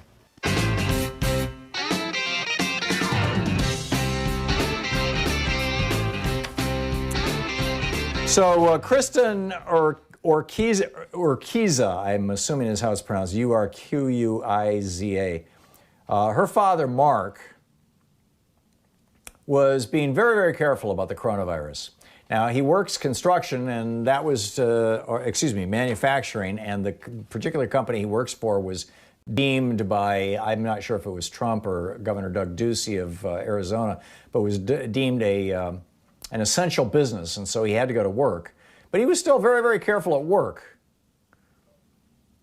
And then Arizona opened back up. And Governor Ducey came out and said, it's all good, everything is good. Yeah, go to the bars, go to the restaurants. And she begged her dad, don't go out, don't go out. And he was like, well, the president says it's okay, the governor says it's okay, it says it on the news, they're not going to lie to me. And so he goes out to a restaurant and he gets COVID and he dies. So in her obituary, she takes on Governor Ducey, basically saying, that her father, like so many others, should not have died from COVID-19. Then she sends Doug Ducey a letter, Governor Ducey a letter, saying that her dad, quote, contracted the virus during the period when you forbade local governments from implementing their own safety measures, such as mandating the wearing of masks. Yes, this is true. Governor Doug Ducey of Arizona, just like Governor Greg Abbott of Texas, just like the governors of a half a dozen Republican states, actually issued an executive order saying that towns and counties may not require the wearing of masks. Let that sink in. Governor Doug Ducey issued an order forbidding towns and counties from mandating the wearing of masks. Greg Abbott did the same thing in Texas. And now people are dying and dead. She sent a letter to Governor Ducey saying, I can attest that poor policy and terrible leadership were responsible for my father's death. She invited Governor Ducey to her father's funeral. In an interview with NPR, she said, I was one of the first people to publicly come out and point the finger, if you will, at the right individuals who are responsible for this. Although she says Governor Ducey, has not said whether or not he will be showing up at her father's funeral. It's amazing. So, back to this Twitter thread that I was telling you about that Cleavon Gilman started. Starting, here we go. Ben Lutterer was a healthy baseball coach, 30 years old, who died from COVID a few days after developing symptoms in New Jersey. Dan Spano was a healthy personal trainer killed by COVID-19. He was 30 years old. He struggled to get the words out, saying he couldn't breathe. His father called an ambulance. We had to say goodbye to him through an iPad. Trevor Sisyphus Lee was a student at Utah Valley University. He was 27 years old. He died from COVID. Trevor loved life and making people happy. He was a friend to everyone he met. Dulcie Garcia, dead at the age of 29, worked as an interpreter for the UNC Medical Center in Chapel Hill, died of COVID. Keith Taylor, 33, working at the Waffle House in Alabama, died of COVID. Taylor's mother said it happened so quickly. He died 10 days after his symptoms showed up. Alexandria Nicole Farber died suddenly from COVID at the age of 27. She worked as a nurse in Atlanta, Georgia, on the front lines. Blanca Ramirez Gonzalez, age 23, died from COVID in South Dakota. She had been making beef jerky at Jack's Links. Her 3 kids are 4, 2, and 1, and they'll never see their mother again. Livette Plan was an ICU nurse in Orange County Regional Medical Center in New York. She died in her 20s. 24-year-old Lamisha Polk died from COVID yesterday. This pain is on you, Governor Kemp. That's from July 10th. 29-year-old pregnant Allie Guidry died from COVID at Women's Hospital in Baton Rouge, Louisiana. Doctors delivered the baby while performing CPR, and then she died. Shauna Johnson, 30, Navy vet, former Navajo Nation nurse and mother of 3, died from COVID in Tucson, Arizona. Dead at 24, Ben Hirschman died of COVID, called his doctor multiple times, unable to get testing. Days later, his father tested positive for COVID. 42-year-old Belicio Lopez died from COVID days after developing shortness of breath. 24-year-old Devon Hill died from COVID in Florida. His father, a state trooper, was a non-believer until he got sick. 26-year-old Valentina Rose Surik died from COVID. As a certified nurse, she cared for her coworkers and patients, providing care in Wisconsin. 27-year-old Tevin Gross died from COVID in Arkansas Pass, Texas. 30-year-old Andrea Circle Bear, 8.5 months pregnant, died of COVID in Texas. You're listening to the Thom Hartmann Program. Call 202-808-9925. 28-year-old Robert Anthony Young died of COVID in Phoenix, Arizona. His face turned purple, his lips turned blue. 30-year-old Darius Soltz died from in Nashville.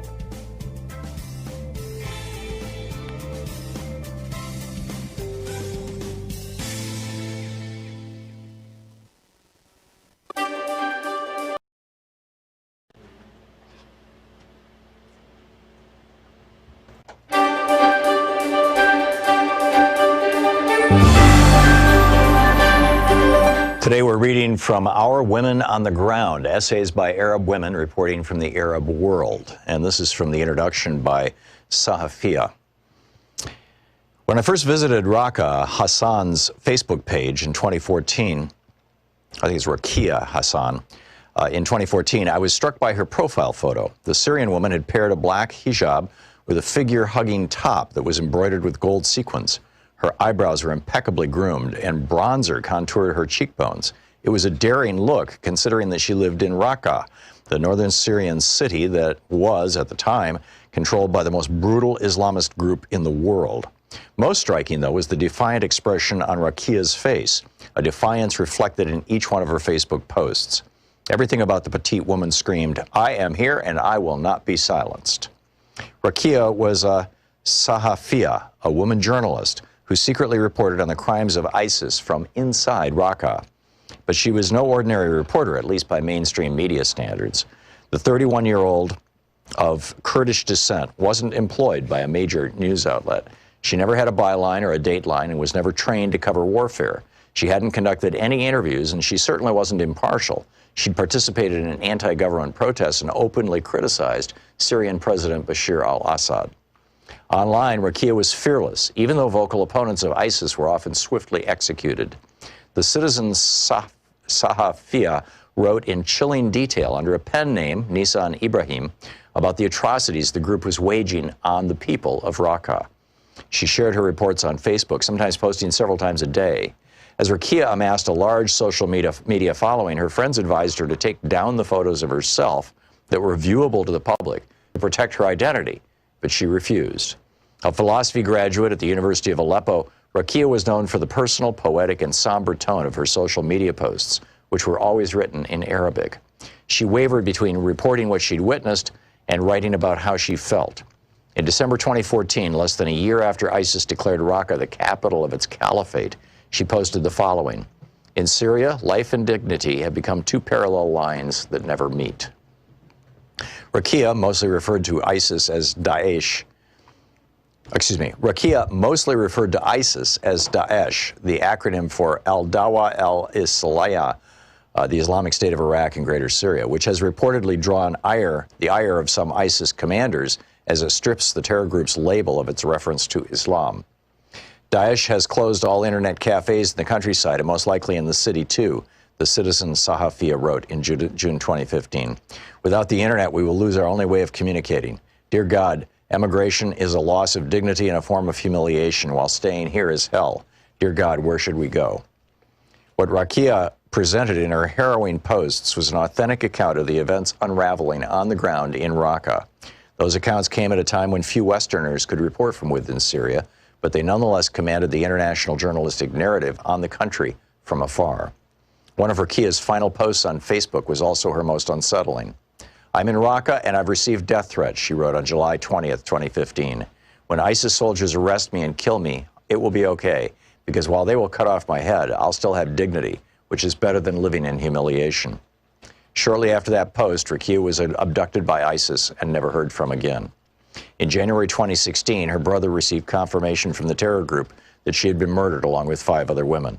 At the time of this writing, Rakia's body has not been returned to her family. Well before Rakia was killed, I wondered what her story was. Why did she turn to writing and citizen journalism, despite knowing that death would be a very likely outcome of her outspokenness? Why did she choose the pen name Nisan, which means April in Arabic? How did she reconcile the identity she presented online with what was expected of her at home or by the society she lived in?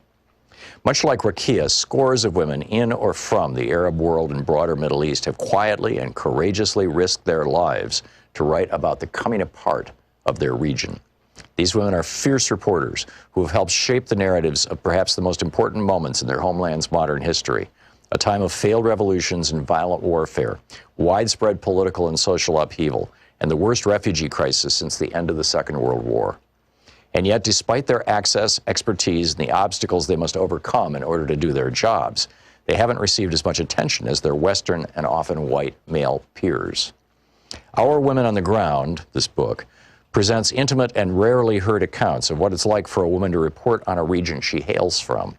The stories of the 19 Sahafiyat whose essays make up this collection are crucial, not only because they have contributed to our understanding of what is transpiring in some of the most dangerous countries and protracted conflicts in the world, but also because they intrepidly crush stereotypes of what it means to be an Arab or Middle Eastern woman today, especially in the era of U.S. President Donald Trump, the rise of populism, and the far right in Europe and elsewhere, and ISIS.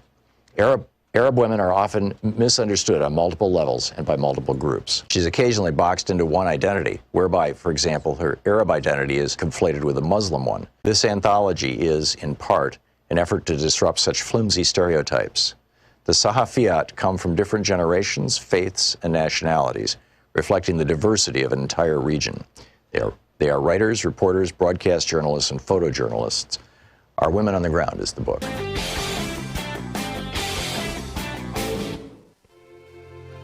On the Science Revolution this week, can Americans stop the Republican Party and their billionaire buddies before another 100,000 Americans die from COVID-19? Dr. Michael Mann is here, and I'm asking him about the new climate models that are projecting even more extreme warming. Are they correct?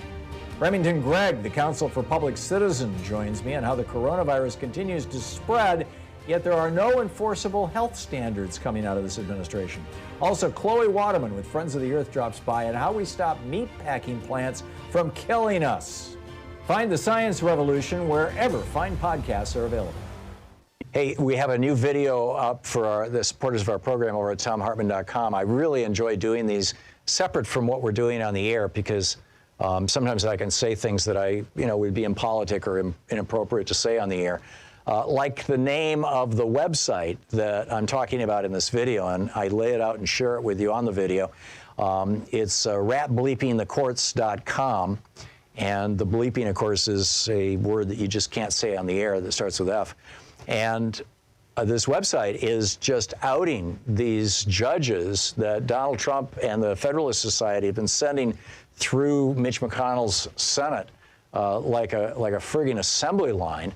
and how unqualified they are, how hateful they are, how aggressively they've worked to screw students, to deny. Well, one of them actually said that women who are on birth control pills, that should be reason to fire people.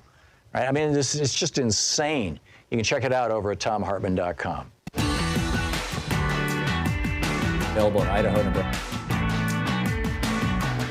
So I have been tweeting about the things that we've been talking about here, and one of the people who follows my Twitter feed, and I'm sorry I don't have that screen up in front of me right now, so I can't tell you who it was, but thank you very much. Everybody can see your tweet.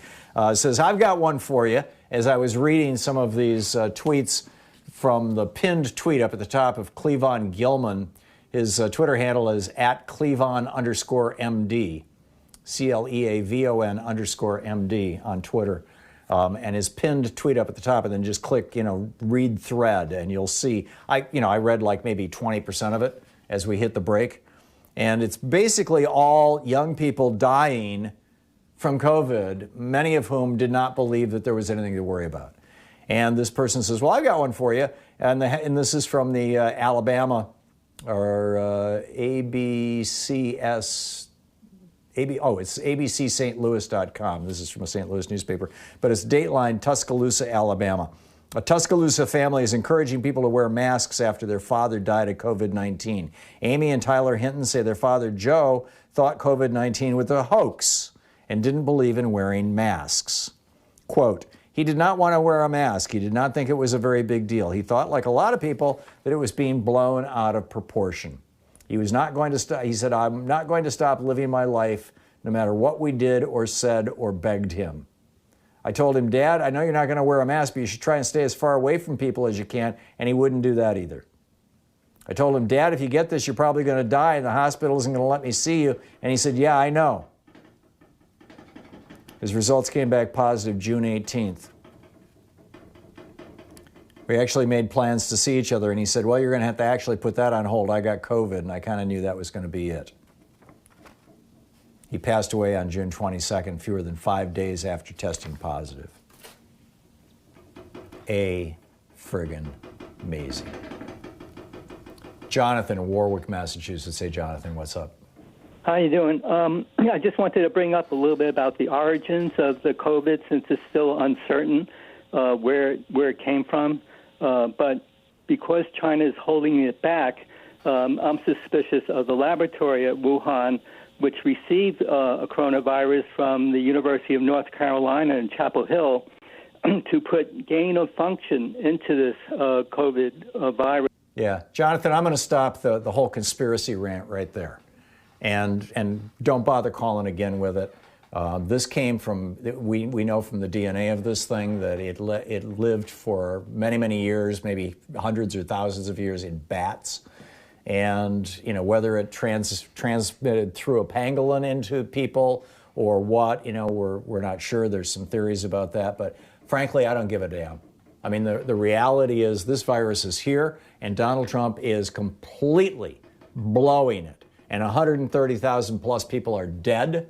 And I get it. Republicans want to talk about China. They want to talk about, the origins of the virus and all this other BS. And I wish I could say that word on the air because it's just not even strong enough. But I'm just not interested in listening to that crap. June in Knoxville, Iowa. Is it Noseville, yes. Iowa? Yes. Knoxville, Iowa. Knoxville. Yes. Thank you What's so up? much. Yes. Thank you so much for taking my call. There is so much disinformation going on out there, and it's not just coming from the White House. I was in Walmart yesterday morning, and the cashier behind the counter told me, "Oh, this will all be over with after the elections." And I said, "Do you really believe this is political?" And she said, "Yeah, 100%." I talked to my grandson, Sunday, who is 25 years old, and he said to me, "Well, I'm getting my information from the internet, and they're telling me that a lot of these cases that they're calling COVID cases weren't even COVID. There are different diseases and injuries and things that happen to people, and they're writing it up as a COVID to blow it out of proportion." I'm not even talking to my grandson again until he comes to his senses. He's 25 years old. I think he would know better.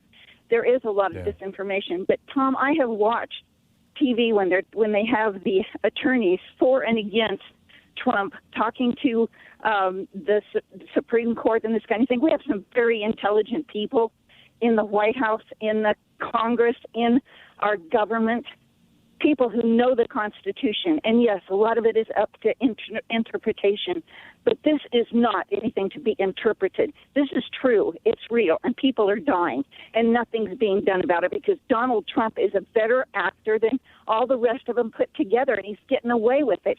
I called Pelosi's office so many times and said, you are supposed to be the oversight for the government.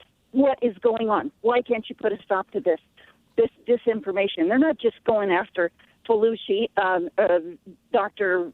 Fauci. What's his name? Yes, they're not just going after him. They're going after all the doctors, all these people that have put their lives on the line to take care of COVID patients. They're calling them frauds.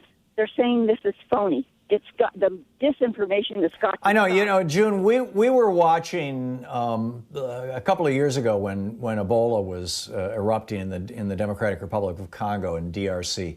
We were watching healthcare workers being slaughtered, being killed by local villagers, who, when they were going in looking, trying to help, because they were being told that the Ebola was actually being brought to you by these people from outside.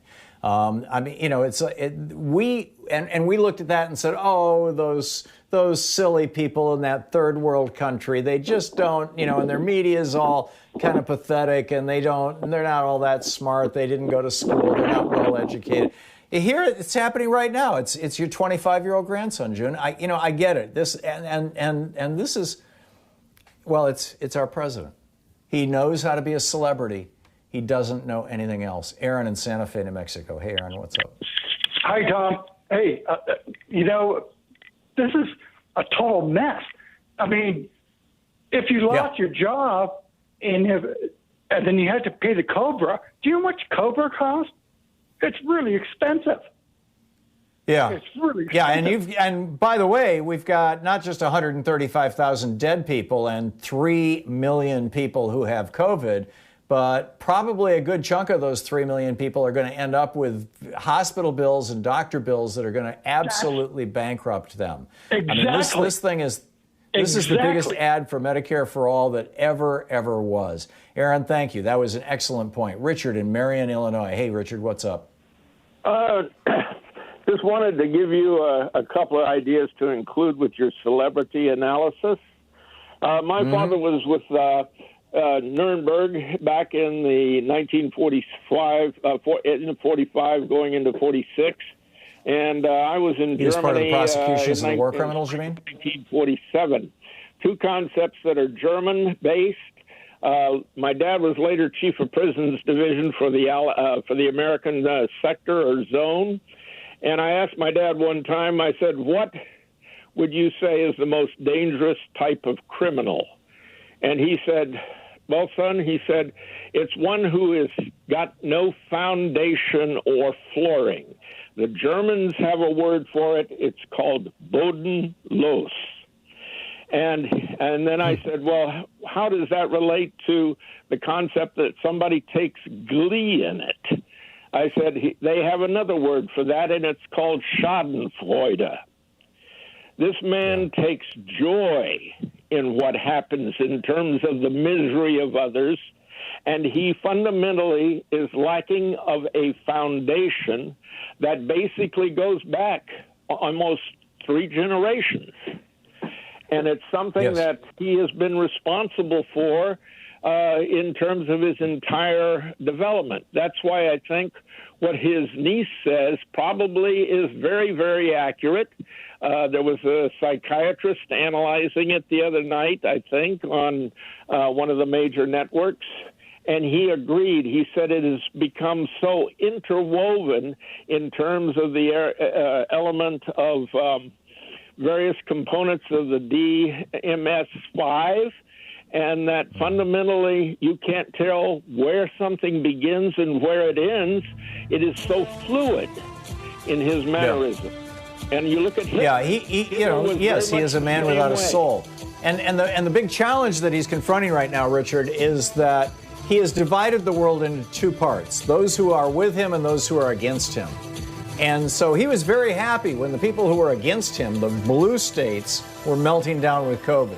Now that the red states are melting down with COVID, He's got a real serious problem. We'll be You're back. listening to Thom Hartmann. Visit ThomHartmann.com for audio and video archives. And I don't just mean physical or political problem. I'm talking about a real serious psychological problem as well. We'll be back.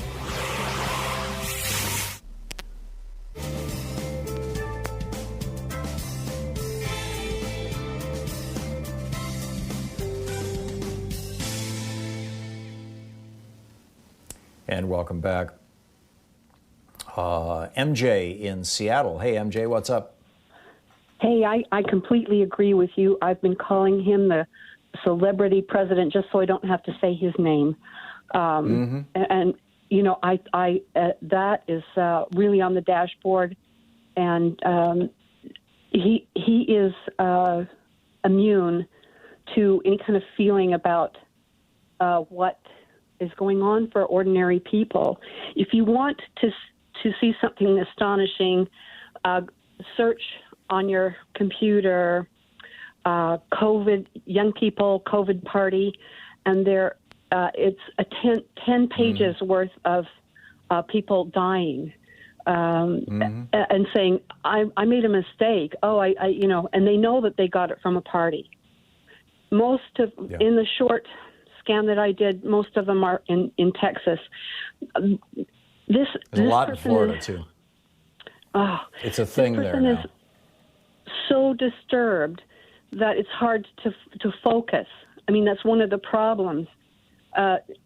This business of sending troops out, I have a young person in my family, very dear to me, that is demonstrating in Utah.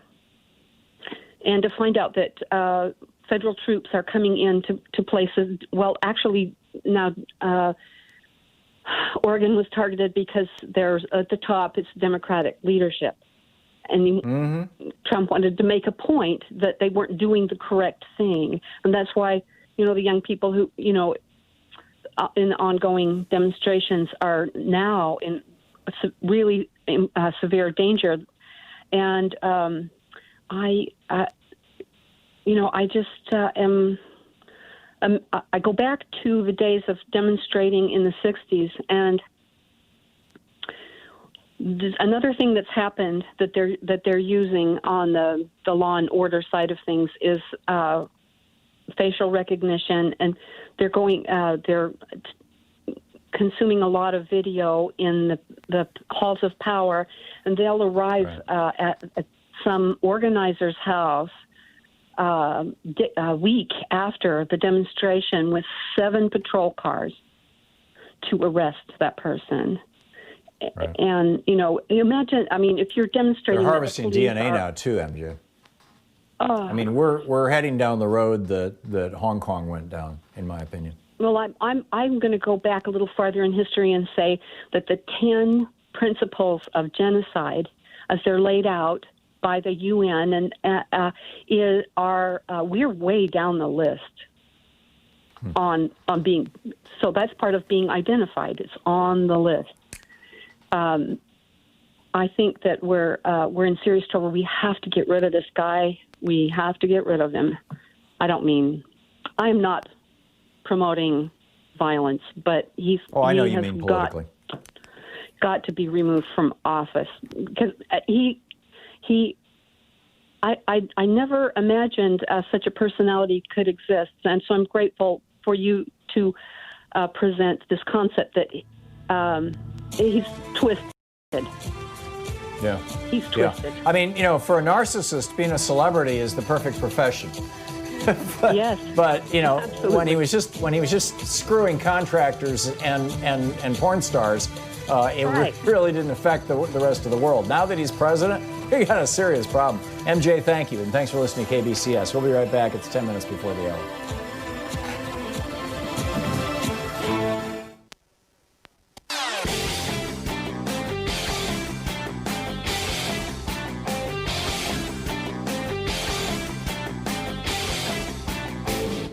Hey, we're putting together a series of American history books. It started with a hidden history of guns and the Second Amendment. Then we had the hidden history of the Supreme Court, the betrayal of America. Then the hidden history of the Republican war on voting. Coming out soon is The Hidden History of Monopolies, How Big Business Destroyed the American Dream. And then next spring, it's going to be The Hidden History of Oligarchy and Tyranny. So it turns out back in November, the spy agencies in the United States were notifying the Trump administration that something's going on in China. Looks like another SARS outbreak. Maybe we should get ready for this. It was ignored. I've got a new video up over at thomhartmann.com for the supporters of our program that basically goes through the whole timeline, all the way from, actually going back to 2018 when Trump disbanded 3 different anti-pandemic agencies in the Department of Homeland Security, the National Security Council, and the executive branch. Just closed them down, fired the people. That was the end of that. How he ignored the intelligence in November, he ignored the intelligence in December, he ignored the epidemic now coming into the United States in January, he ignored it in February, just going the blow-by-blow timeline. And I think it's really worth having it all in one place, a good recap, a good summary of this that you can refer to and you can share with your friends. It's all over at thomhartmann.com. You can check it out.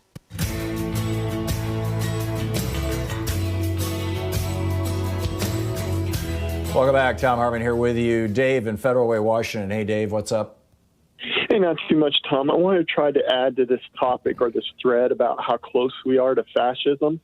And, all right, it's really getting deep, Tom. And we got to, I'm going to say something that's going to sound controversial, but I think it's time that we maybe start talking about it. Was Adolf Hitler really a fascist? Or did Adolf Hitler recognize, did he have the political savvy to recognize the German people are fascists? And I can use this fascism as a vehicle to enrich and empower myself. I think Mussolini may have actually been a genuine fascist, but Hitler I was never so sure about. And I'll tell you the truth, I'm not so sure about Donald Trump either. I think Donald Trump, I think it's the people under him that are driving this machinery that is getting us precariously close to fascism. And let me explain. Trump's criticisms of Fauci have been blunt and generalized and ridiculous, okay? Fauci doesn't know what he's talking about, and he leaves it at that. But the White House is systematically disassembling everything Fauci is saying about this disease. And I see a pattern, like you go to Pompeo over in state. Pompeo is antagonizing Iran. Iran just moved overland 1,000 kilometers, a 20,000-ton Kilo-class submarine. All right, the Kilo-class submarine that they bought from Russia is designed to do anti-submarine, anti-surface ship warfare out into the deep. Well, it's basically it's no threat to the United States, okay? And I don't want some conservative calling up and saying that. But my point is, they are, they could start a spark that would ignite a brush fire that could really empower Donald Trump and his corporate cronies, for lack of a better word, to really implement fascism in the United States, law and order. We must all be rowing in the same direction because our national security is at risk. I think that we need to refine our language here, Dave. Fascism is the merger of state and corporate interests combined with belligerent nationalism. Mussolini understood that. He invented it. He dissolved Parliament, replaced it. Every congressional district sent a representative of their largest corporation, and that's how the government of Italy was run throughout Mussolini's time. That's fascism. What you're describing is tyranny. It's variously described as authoritarianism or strongman government or I like the word tyranny. And I think that you've got two things going on at the same time here. You've got Donald Trump and his impulses, which are tyrannical. He wants to be the next, Augustus. He wants to be the guy who is the ultimate ruler. He wants to be king. He thinks he is, in fact. He thinks he has absolute power. And he's got Stephen Miller saying his authority shall not be questioned.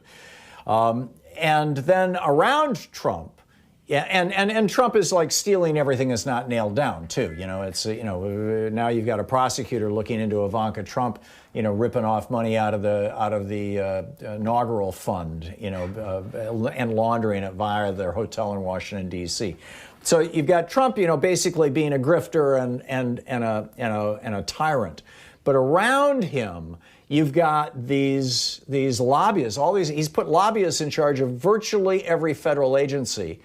And if not lobbyists, then former lawyers for industry, like Ajit Pai with the FCC, or even former heads of industry, like the former head of Eli Lilly, Alex Azar, is now the director of HHS. So those are the fascists. They're the ones who are in the process of merging government functions and private enterprise in such a way that basically government keeps private enterprise going, and private enterprise then keeps government in power, that particular government. So we've got two things going on at once. And I think that Hitler was principally a tyrant, just like Trump is, and Mussolini was principally a fascist. I hope I'm not splitting hairs here, Dave, because I think these are really two very, very different things that just happen to be happening at the same time. No, I don't think you're splitting hairs, but let me just add, Karola Talfa was Saddam Hussein's uncle.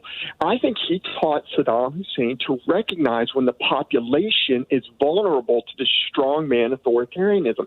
I think Fred Trump has taught Donald Trump, but Donald Trump doesn't have the intellect to put the mechanisms in place. All those people you mentioned, Azar and all the rest, they do have the intellect to put the mechanisms in place. Exactly. And I think the American people have an appetite to just be told what to do from a central authority, especially if there is a war against a Muslim state. I mean, it doesn't really matter. I don't think it was Fred Trump, Dave. I think it was Roy Cohn. And now it is Bill Barr. I think Bill Barr is the puppet master right now. Not Donald Trump, but, who knows. Dave, I got to run. We're hitting the top of the hour. We'll be back with, it's just insane what's going on today, right? It's just insane. Why a disease with 1% mortality, which is COVID, about 1% of the people who get it die, can shut down the whole planet. We'll go through the math on that. Stick around. You're listening to Thom Hartmann.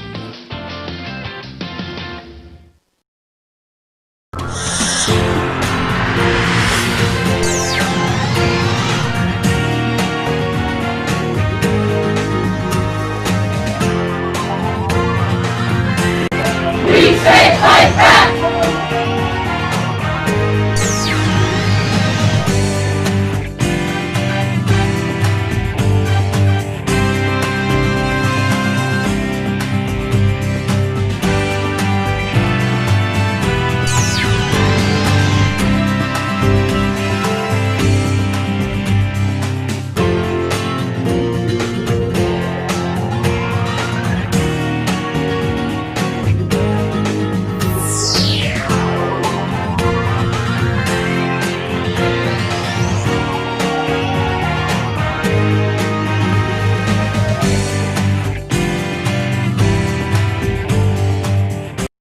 So we've got a new video up over at thomhartmann.com for people who support our program, and there's a really troubling concatenation of events that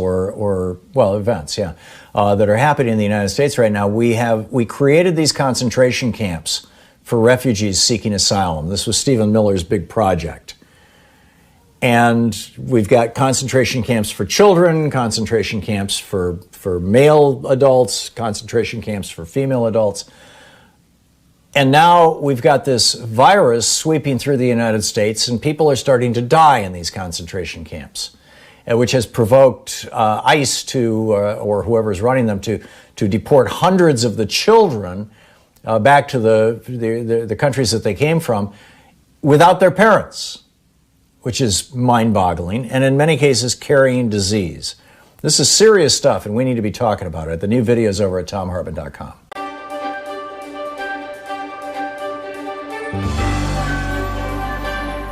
Our book today in the Thom Hartmann Book Club is The Hidden History of Guns and the Second Amendment by yours truly. This is from Chapter 1, The Unholy Alliance of Racism, Genocide, and Guns.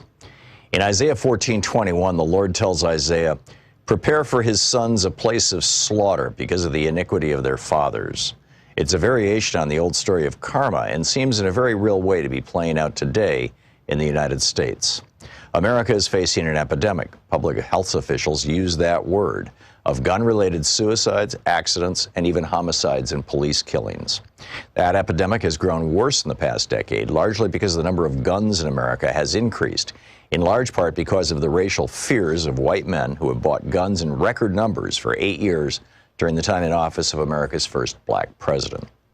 A landmark 1999 study from researchers Franklin Zimring and Gordon Hawkins showed that the main correlation, far surpassing mental illness, socioeconomic status, or race, that could be defined as causal in predicting the rates of gun deaths is a simple number: the number of guns distributed among society.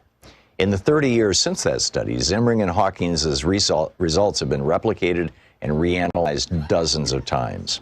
As the American Academy of Pediatrics said in a release published in AAAS's Science magazine, quote, "New research shows dramatic differences in the number of children hospitalized and killed each year in the U.S.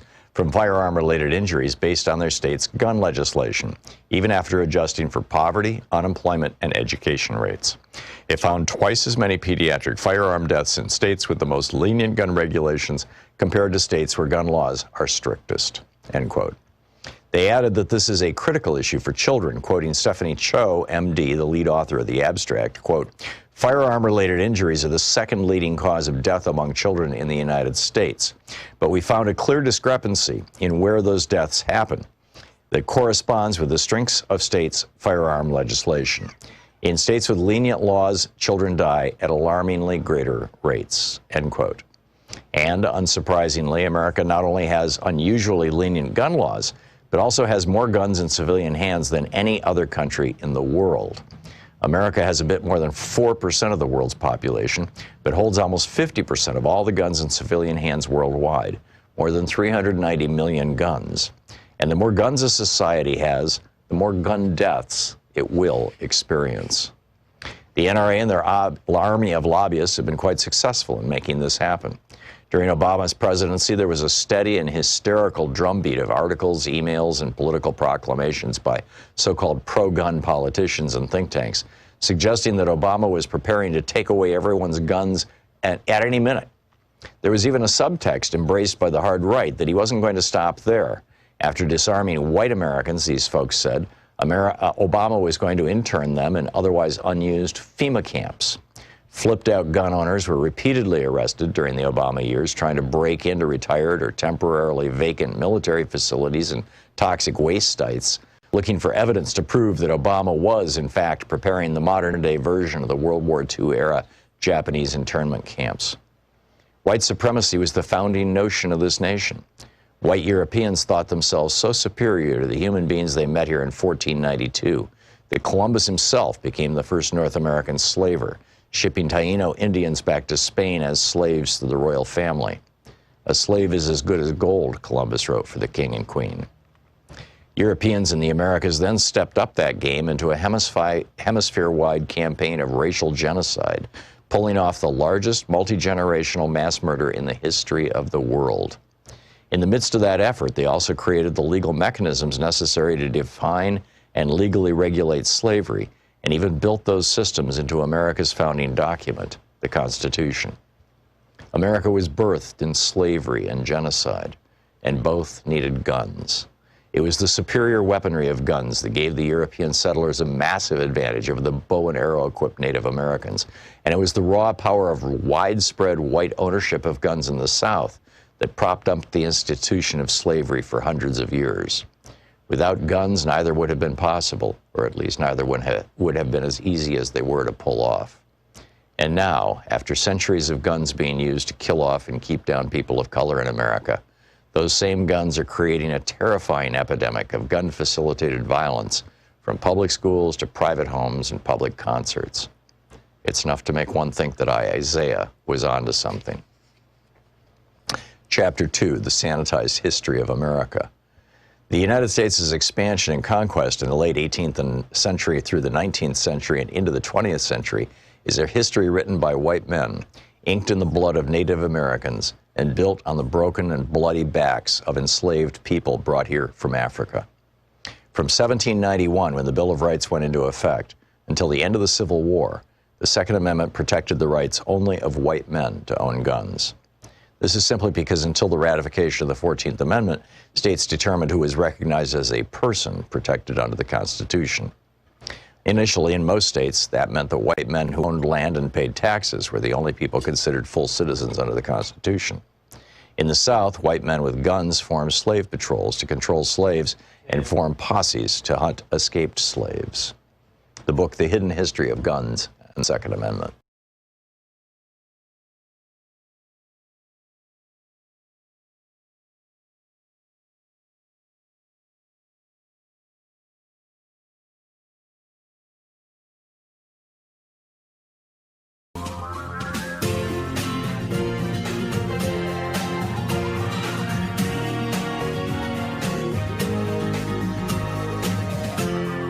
This is the Thom Hartmann Program. Welcome back. Thom Hartmann here with you. I found this study over at SciPost, a psychology website, and the headline was "Lower Cognitive Ability Linked to Non-Compliance with Social Distancing Guidelines During the Coronavirus Pandemic." And so I retweeted it. In fact, I just retweeted it just a moment ago so that you can easily find it at the top of my Twitter feed. And I wrote at the top, for those people who watch Fox News or who really, don't do science well, translation from Science Speak. Quote, this is the headline in plain English. Studies show that mostly it's only stupid people who refuse to wear masks and socially distance. End quote.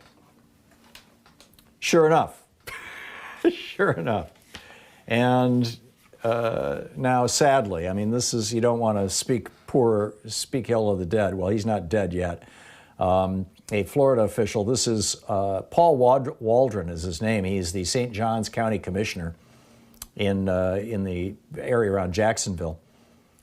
And he was one of 3 St. Johns County commissioners who voted no on a resolution requiring just the employees of the county to wear face masks, so that when you go into the DMV or maybe that's a state employee, so when you go in to get a permit to put a septic tank in or build a new fence in your backyard or whatever it may be, the person sitting there talking to you would have a mask on. He voted against that. Why? Because freedom.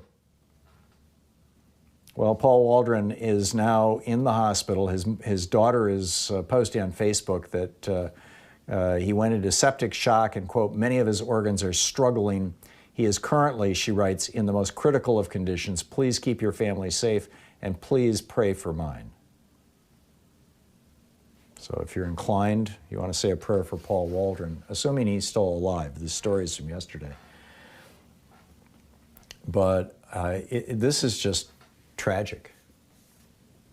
And Trump is doubling down on it right now on television and on Twitter.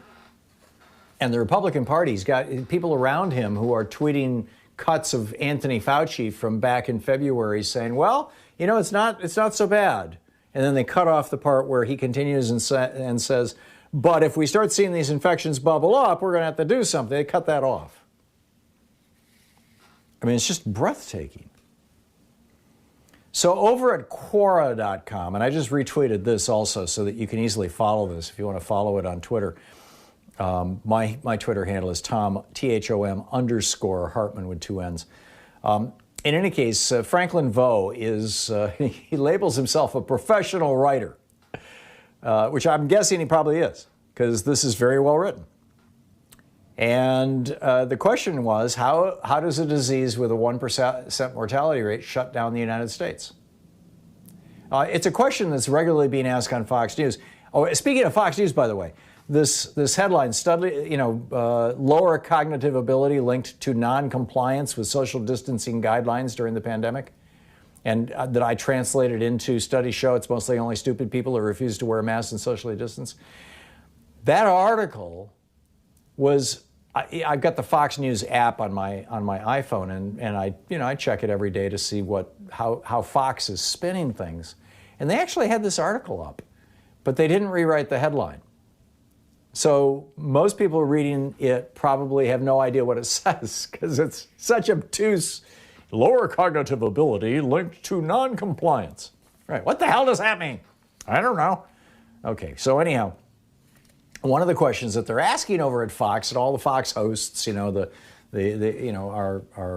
promoting and saying and whatever, is that, hey, only 1% of people who get this die. What's the big deal? Well, first of all, if you knew, before the pandemic, there were typically at any given moment in the United States 10,000 airplanes in the sky. Maybe that's worldwide. It must be worldwide. 10,000 is, well, who knows? Anyhow, I remember that statistic very clearly. Roughly 10,000 planes in the air.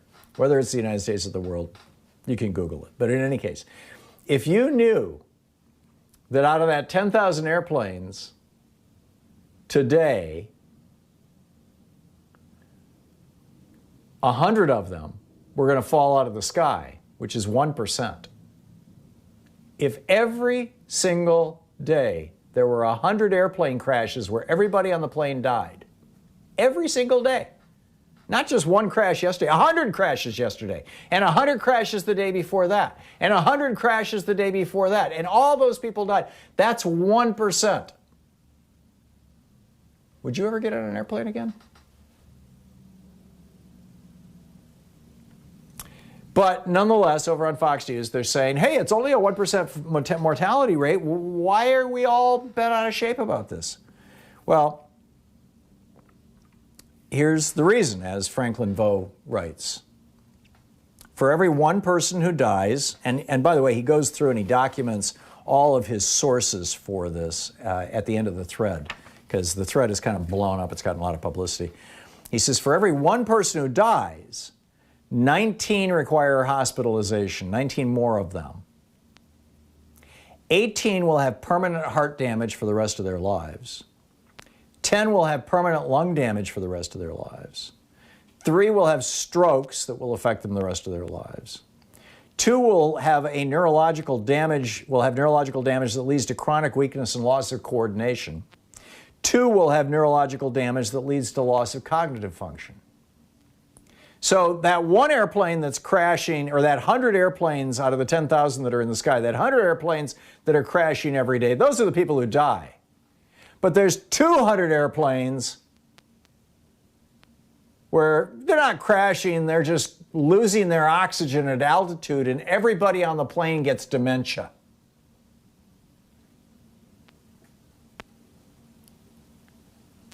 And another 200 airplanes where everybody on the plane gets neurological damage. And then there would be 300 airplanes where everybody has a stroke, and 1,000 airplanes where everybody has permanent lung damage, and 1,800 airplanes where everybody has heart damage for the rest of their lives. Would you get on an airplane? Once you do the math, what you find is that 1% of the U.S. population, that's 3.2 million people dead, but that's 62 million people hospitalized, 59 million people with permanent heart damage, 32 million people with permanent lung damage, 9.8 million people with strokes, 6.5 million people with muscle weakness, 6.5 million people with dementia, loss of cognitive function. It's only 1% dead. It's no big deal. Send your kids back to school. You can put the teachers in that milieu. If you were a teacher, would you go back and teach? Do you think teachers are going to show up?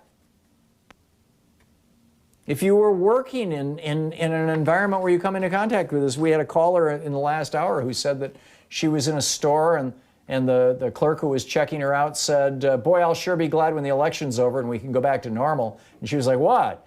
And, oh yeah, this whole COVID thing, this is just to hurt Trump. It's going to go away when the election's over. She's like, you believe that? Yeah, of course. I get my information from Fox News and Sean Hannity and and Michael Savage and Mark Levin. I get my information from Breitbart, and I mean, this is what's happened. It's beyond the dumbing down of America. And 3 months into this is a piece over at the Wall Street Journal. 3 months in, these patients are still ravaged by COVID's fault. This disease does not, in all cases, go away quickly. We'll be back with more of the news of the day and your calls right after this. Stick around. This is the Thom Hartmann Program. I'm guessing, I said this last week and I'll say it again, I am guessing that Trump's move, his push to reopen the schools, is going to be the thing that hurts him the most.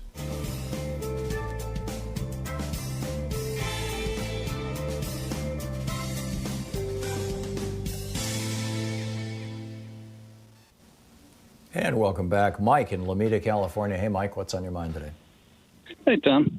Maybe if someone could prevail upon Trump to hire the guy he hired to take his SAT test to actually do the choices of president, while he just played a figurehead, maybe things would work out a lot better. And adding to your that's Mike, hang on just a second. That's what he has done. But instead of hiring the smart guy who knows what he's doing, he's hiring the people that the billionaire, right-wing billionaire funders are shoveling at him. He's hiring the right-wing judges that the Federalist Society says put up. He's hiring the lobbyists that the Chamber of Commerce says put up. He's taking advice from other psychopaths. Back to you, Mike. Yeah, and adding to that list of horrors from people who've recovered from the COVID-19 is a 30-year-old who has to get kidney dialysis 2 or 3 times a week now because his kidneys are gone. Right, anyway, for the rest of his life. Or hers. Yeah.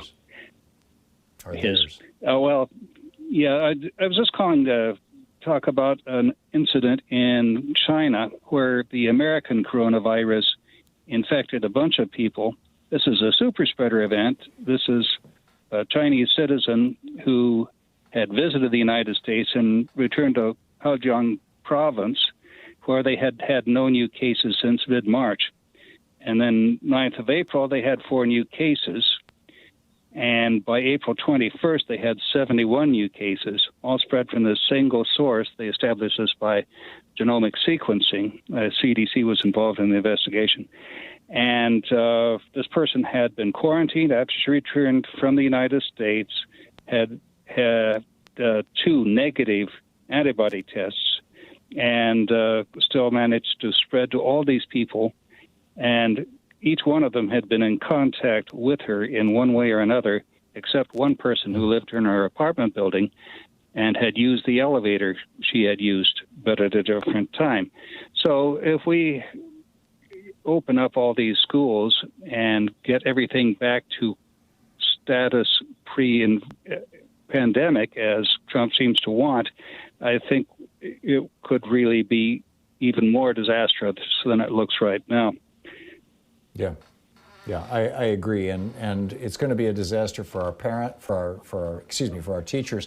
But I think the biggest super spreading event that we're going to see is parents and grandparents. You're going to see the relatives, the older relatives of these children. The children are not going to die. I mean, a very small percentage of them get sick or die with COVID, but they're going to bring it home. And their older siblings and their parents and their grandparents are going to end up in the hospital. We're going to see an explosion nationwide if Trump can pull this thing off. And the off. teachers. Yeah. And then, I mean, you've got what was it, 74,000, as I recall, healthcare workers in the United States have become infected. Over 750 have died. When it gets into our schools, those numbers are going to look small. I'm afraid that's the case. Yeah, I'm very concerned about it. Mike, thank you for the call. It's great to hear from you. It's 20 minutes past the hour. We'll be shortly here on the Thom Hartmann Program. Stay with us. We'll be right back. It's your media support group for We the People. And I guess, the question of the day, although, any aspect of this you want to comment on, feel free, but, how does this resolve? We'll be right back.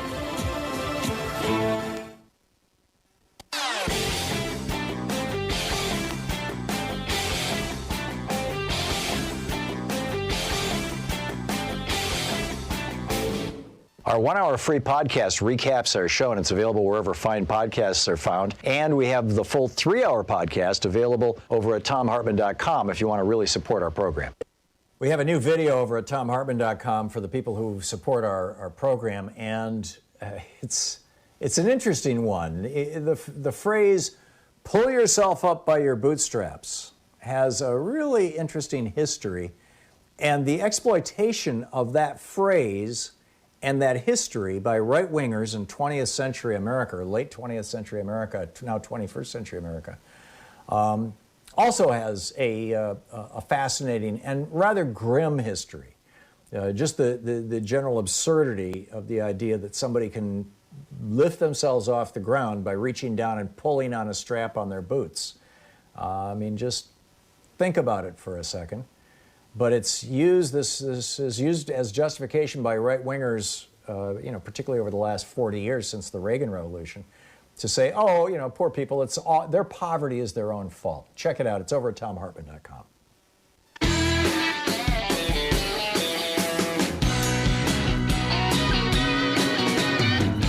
So this is from the Wall Street Journal, Rupert Murdoch's, right-wing business publication. A newspaper that had a storied past until Rupert Murdoch bought it. But here, it's by Sumathi Reddy. Chelsea Alanair, a 37-year-old in Kaiser, Oregon, is going on more than 100 days of being sick with racing heartbeat, chest pains, and numbness. Emily Jensen, a 34-year-old surfer and runner in Minneapolis, says she now needs an inhaler just to walk up the stairs. And Annie Harris, a 22-year-old recent college graduate, is struggling with extreme fatigue and headaches in Sandwich, Connecticut. All three women tested positive for COVID-19 roughly 3 months ago, yet they are all still experiencing the symptoms or after effects of the disease. They're part of a group of long-term patients the doctors are increasingly studying in an effort to understand this thing. And they say, the science is very nascent. Some doctors believe the culprit is a neurological condition that may affect up to 15% of all COVID-19 patients. Other doctors say this is triggering chronic fatigue syndrome. Many see a common root in immune responses gone haywire, many researchers and physicians. At the Mount Sinai Health Center in New York City, they are monitoring roughly 1,000 COVID-19 patients with initially mild to moderate cases whose symptoms have lasted on average 50 to 70 days. Now, we don't know how much longer they're going to last because we've only had this disease for 50 to 70 days. This is called dysautonomia. Dys as in off, as, broken, as not working. Dysautonomia, and it's about the autonomic nervous system. When the autonomic nervous system is out of balance, this is what controls temperature, blood pressure, heart rate. And when it goes haywire, you get racing heart rate, extreme fatigue, shortness of breath. Dr. Petrino estimates dysautonomia may affect as many as 5 to 15% of all COVID-19 patients. So out of that 100 airplanes that fall out of the sky every day where everybody dies, that's 1%. You'd have 500 to 1,500 airplanes falling out of the sky every day where people have dysautonomia, where for the rest of their lives, their heart races, they're extremely fatigued, they're short of breath, their temperature goes nuts. Dr. Petrino has surveyed about 600 people. The median age is 42 years old. 80% were women. That's interesting. And these are all people where the disease has lingered more than 4 weeks. Other possible explanations for the long-haul cases include a condition called myalgic encephalomyelitis, chronic fatigue syndrome, or ME/CFS. Those symptoms include mental fog, exercise intolerance, and fatigue for at least 6 months. Ron Davis, a professor of biochemistry and genetics at Stanford University Medical Center, is looking into this. He says studies have found up to 10% of people with some viruses can develop this condition. And this virus is doing a very good job of it, apparently. It's causing damage to the nerves. The immune response is going haywire. People are experiencing cognitive issues, may have more serious brain injury. Aiko Ayasaki, a professor of immunobiology at Yale, believes that there are 3 potential explanations. First, patients have a dormant reservoir of virus in the body that gets reactivated. Secondly, traces of virus in the tissue, even if the virus is dead, those traces, fragments of virus bodies, are triggering inflammatory symptoms. Or number 3, the immune response goes into overdrive and mistakenly starts attacking the body's own cells. This, by the way, is what happens with diabetes type 1, right, when the pancreas gets attacked, which is apparently, increasingly, they believe it's caused by a viral infection in childhood. And, it continues from there. Meanwhile, Anders Tegnell, the economist in Sweden who came up with Sweden's policy that has been quoted by and praised by Tucker Carlson and Newt Gingrich, the so-called Swedish model. For the first couple of months, it looked good. Hey, life is good in Sweden. They're not wearing masks. They're not doing anything. Well, now, not only is the Swedish economy crashing, but Sweden has a fatality rate 12 times higher than Denmark, Finland, or Norway, their 3 neighbors. And they've gotten nothing economically for this. Jacob Kiergaard, senior fellow at the Peterson Institute, says they have literally gained nothing. It's a self-inflicted wound, and they have no economic gains. And then another scientist, a fellow by the name of Goodman, says Sweden's experiment is relevant to what's happening now in the U.S., where Donald Trump and his Republican collaborators have constantly framed the issues of one of economy versus safety. Yeah, well, Sweden has shown this isn't how it works. Meanwhile, the governor of Okinawa is furious because COVID-19 is burning through the American bases in Japan. It's incredible. We'll be back with your calls right after this. It's coming up on 28 minutes past the hour here on the Thom Hartmann Program, helping you win the water cooler. You're listening to the Thom Hartmann Program. Call 202-808-9925. Fair and only slightly unbalanced. I'll be picking up your calls right after this.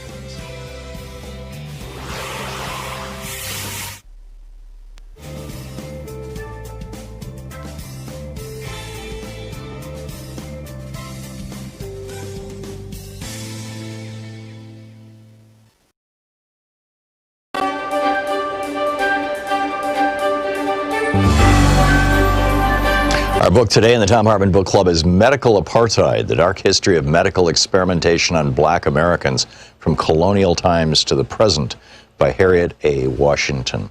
This is from the introduction. On a sylvan stretch of New York's patrician Upper Fifth Avenue, just across from the New York Academy of Medicine, a colossus in marble, august inscriptions, and a bas-relief caduceus grace a memorial bordering Central Park. These laurels venerate the surgeon James Marion Sims, MD, as a selfless benefactor of women. Nor is this the only statuary erected in honor of Dr. Sims. Marble monuments to his skill, benevolence, and humanity guard his native South Carolina State House, its medical school, the Alabama Capitol grounds, and a French hospital. In the mid-19th century, Dr. Sims dedicated his career to the care and cure of women's disorders and opened the nation's first hospital for women in New York City. He attended French royalty, his Grecian visage inspired oil portraits, and in 1875 he was elected president of the American Medical Association. Hospitals still bear his name, including a West African hospital that utilizes the eponymous gynecological instruments that he first invented for surgeries upon black female slaves in the 1840s. But this benevolent image vies with the detached Marion Sims portrayed in Robert Thom's J. Marion Sims, Gynecological Surgeon, an oil representation of an experimental surgery upon his powerless slave, Betsy. Sims stands aloof, arms folded, one hand holding a metroscope, the forerunner of the speculum, as he regards the kneeling woman in a coolly evaluative medical gaze. His tie and morning coat contrast with her simple servant's dress, head rag, and bare feet. The painting, commissioned and distributed by the Park Davis Pharmaceutical House more than a century after the surgeries, as one of its History and Medicine in Pictures series, takes telling liberties with the historical facts. Thom portrays Betsy as a fully clothed, calm slave woman who kneels complacently on a small table, hand modestly raised to her breast before a trio of white male physicians. Two other slave women peer around a sheet, apparently hung for modesty's sake, in a childlike display of curiosity. This innocuous tableau could hardly differ more from the gruesome reality in which each surgical scene was a violent struggle between the slaves and physicians, and each woman's body was a bloodied battleground. Each naked, unanesthetized slave woman had to be forcibly restrained by the other physicians through her shrieks of agony as Sims determinedly sliced, then sutured her genitalia. The other doctors who could fled when they could bear the horrific screams no longer. It then fell to the women to restrain one another. I wanted to reproduce Thom's painting on the cover of this book, or at least in the text, but when I asked permission of its copyright holder, Pfizer Incorporated, the company insisted on reviewing the entire manuscript of this book before making a decision. As an independent scholar, I could not acquiesce to this, and I used another cover image. When I renewed my request to use the image within the text, Pfizer agreed to base its decision upon reading this chapter and an outline of the book. The Pfizer executives apparently were uncomfortable with what they read because they refused to grant permission to reproduce this telling image or even respond to my query after I supplied the requested chapter and outline. This act of censorship exemplifies the barriers some choose to erect in order to veil the history of unconscionable medical research with blacks. Betsy's voice has been silenced by history, but as one reads Sims' biographers and his own memoirs, a haughty, self-absorbed researcher emerges, a man who bought black women slaves and addicted them to morphine in order to perform dozens of exquisitely painful, distressingly intimate vaginal surgeries. Not until he had experimented with his surgeries on Betsy and her fellow slaves for years did Sims essay to cure white women. Was Sims a savior or a sadist? It depends, I suppose, on the color of the women you ask. Marion Sims epitomizes the two faces, one benign, one malevolent, of American medical research. Quote, "Of all the forms of inequality, injustice in health is the most shocking and the most inhumane." In 1965, Martin Luther King Jr. spoke those words in Montgomery, Alabama, at the end of the Selma to Montgomery march that had been attended by the black and white physicians of the Medical Committee for Human Rights. King had invited the doctors not only to give medical help to injured marchers, but also to witness the abuse suffered at the hands of segregationists. With these almost unnoticed words, King ushered in a new era in civil rights because, as Delegate to Congress Donna Christensen Christian, MD, chair of the Congressional Black Caucus Health Brain Trust, has declared, health disparities are the civil rights issue of the 21st century. Thus, Dr. King's alarm over racial health injustice was prescient, and were he alive today, his concerns would be redoubled. Mounting evidence of the racial health divide confronts us everywhere we look, from doubled black infant death rates to African American life expectancies that fall years behind whites. Infant mortality of African Americans is twice that of whites. The book, Medical Apartheid by Harriet A. Washington.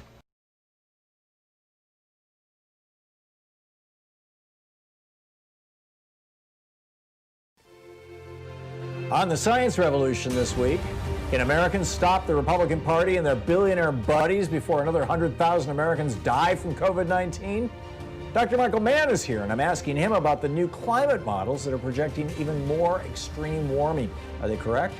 Remington Gregg, the Council for Public Citizen, joins me on how the coronavirus continues to spread, yet there are no enforceable health standards coming out of this administration. Also, Chloe Waterman with Friends of the Earth drops by and how we stop meatpacking plants from killing us. Find The Science Revolution wherever fine podcasts are available. Hey, we have a new video over at thomhartmann.com for people who are supporters of our program. On this one, I'm digging into, or actually kind of taking issue with, a new article that's over on thenation.com titled, Could Coronavirus End Globalization? And they've got a bunch of analysts who are weighing in on this sort of thing. And my take is that this is going to be even bigger than that. This depression that we are sliding into is being softened right now by the Federal Reserve throwing $6 trillion at America's largest corporations. 1/3 of all economic activity for a year in the United States.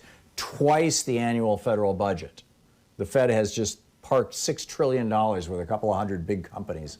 And it's just masking what's coming. It's going to get bad, and it could become fascist. And so check it out. It's over at thomhartmann.com, for the people who support our program. Thank you.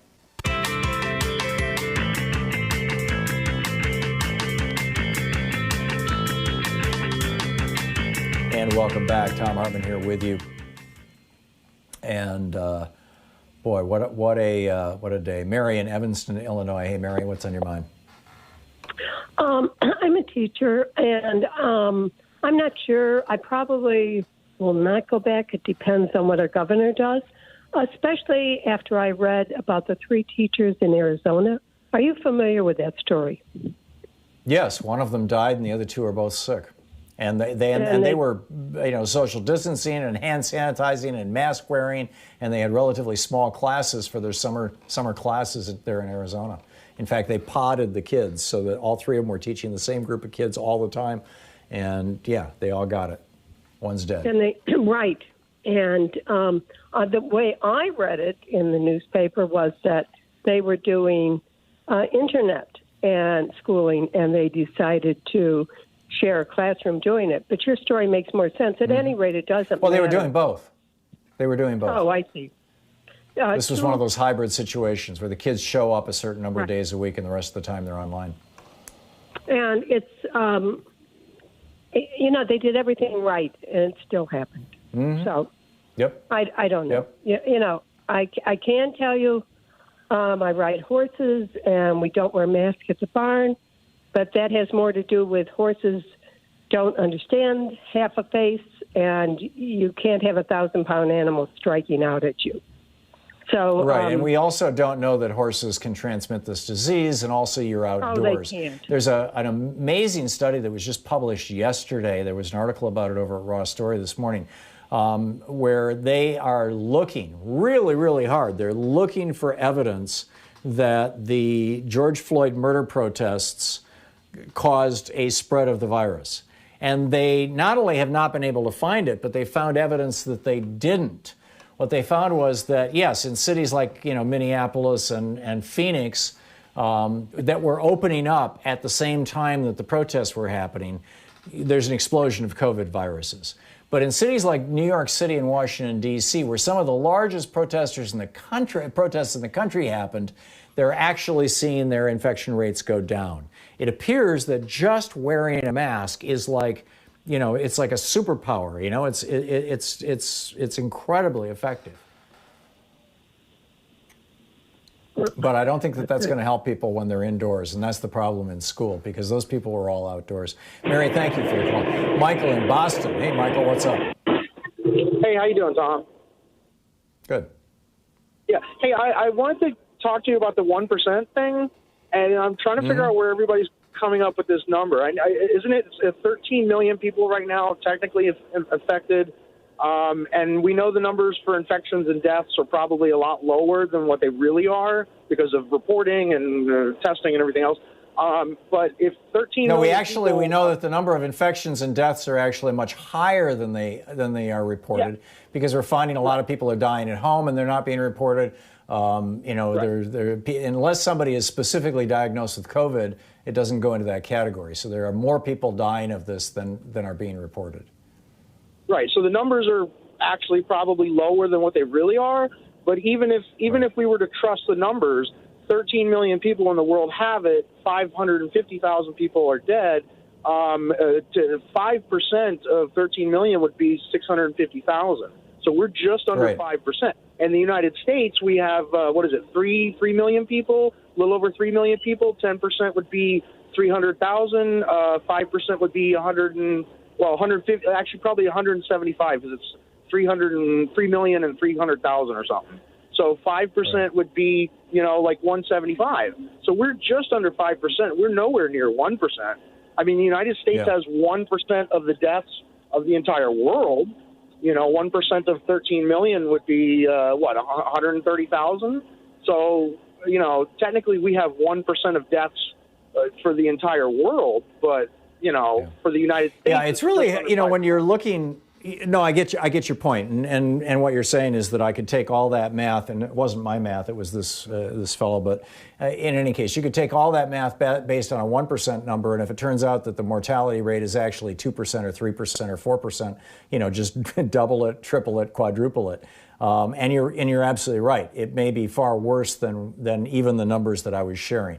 And one of the things that might be driving it down now, we're starting to see case fatality rates drop in hospitals in the United States. And apparently that's because they started using this steroid. While people are intubated, the steroid reduces the inflammation from having a tube shoved down into your lungs, which is in and of itself causing some people to die. Not directly from the tube, but there's just the generalized inflammation. And it's also suppressing the body's immune response, where some people are apparently just going nuts. And there's even one theory that seems to actually have some credibility that this has to do with your blood type, which has to do with evolutionary processes having to do with responding to local viruses and things, back 50,000 years ago. But blood type A, right? Yeah, type A is the one that seems to be the most dangerous, and type O is the one that's the least. But again, this is all tentative science, and so don't take your science from a talk show host. But or at least science that your life might depend on. Yeah, go for it, Michael.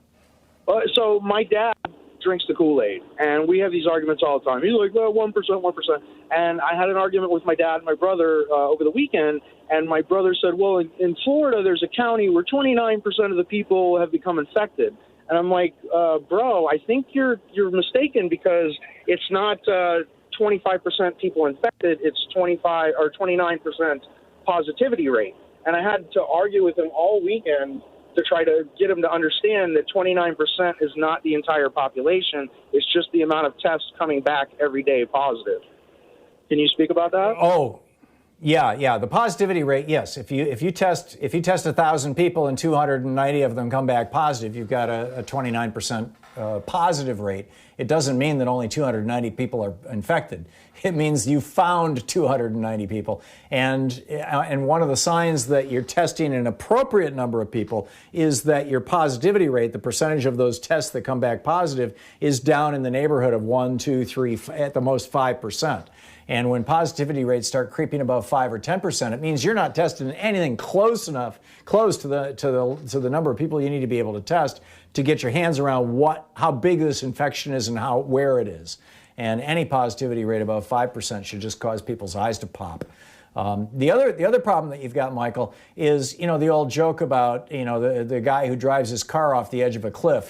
Does a Thelma and Louise, and he's halfway down to the bottom of the canyon, and he's going, things seem to be going pretty good right now. We're still in the middle of the process. Some of the positivity rates, or the death rates rather, that have been calculated looking retrospectively with some accuracy are the ones coming out of Germany, coming out of France, coming out of Spain, coming out of Italy, coming out of China, where they actually had an explosion of virus. They had then an explosion of hospitalizations. They had then an explosion of deaths. Now they've got it all back under control and back down again, and they can look back and say, okay, when you go through all that whole process, when the car finally hits the bottom of the cliff, then we can do some math here. And that's what they're doing. But the simple reality is that we are people say, oh, this is phase 2, or this is, the stage 2, or the second wave, or whatever.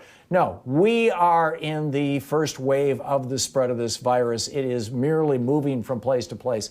The only place where you could characterize what's going on now as second wave would be New York, New Jersey, and Connecticut, the places that actually got it under control first time around. Well, I'm in Massachusetts, and I think the number of cases is like 111,000, and the amount of deaths is like 8,000, which is pretty high. But we did pretty well. Everybody wears close into Boston. Everybody wears masks. In the surrounding rural areas, it's less so, and it really bothers me. I drive a truck, and I drive all through New England, and I've seen so few people wearing masks. And every restaurant has a patio outside, and all these gyms are opened up, and I'm just like, it's blowing me away. I cannot believe they're doing this much.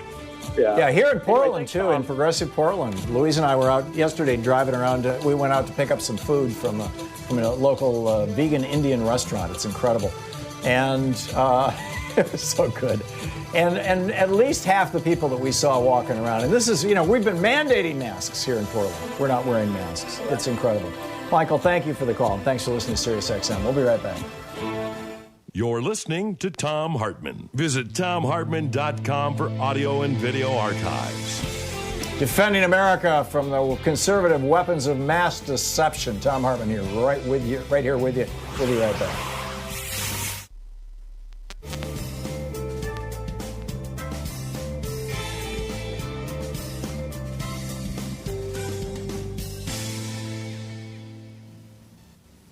And welcome back. Tim in Fountain Hills, Arizona. Hey, Tim, what's on your mind today?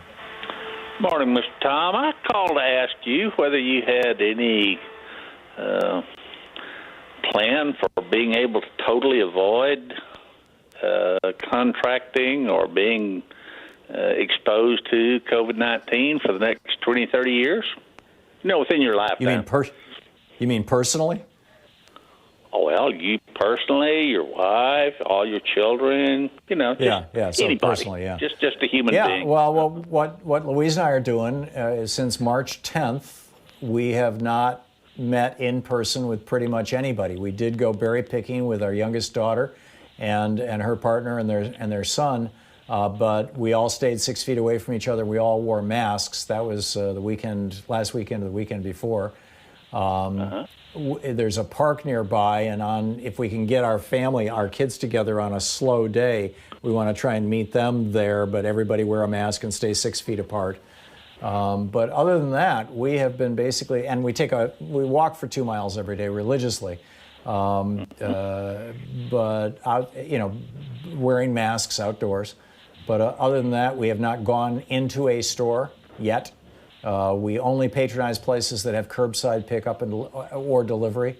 When we get packages delivered, we let them sit we bring them in and set them on the table and let them stay there for a day or two before we open them.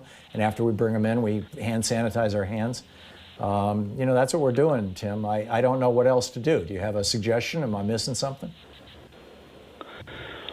Well, just a personal history of my own family's experience with it, which is one of us, for medical reasons, decided she was going to quit taking her vitamin C, and the rest of us didn't, and she came down with it.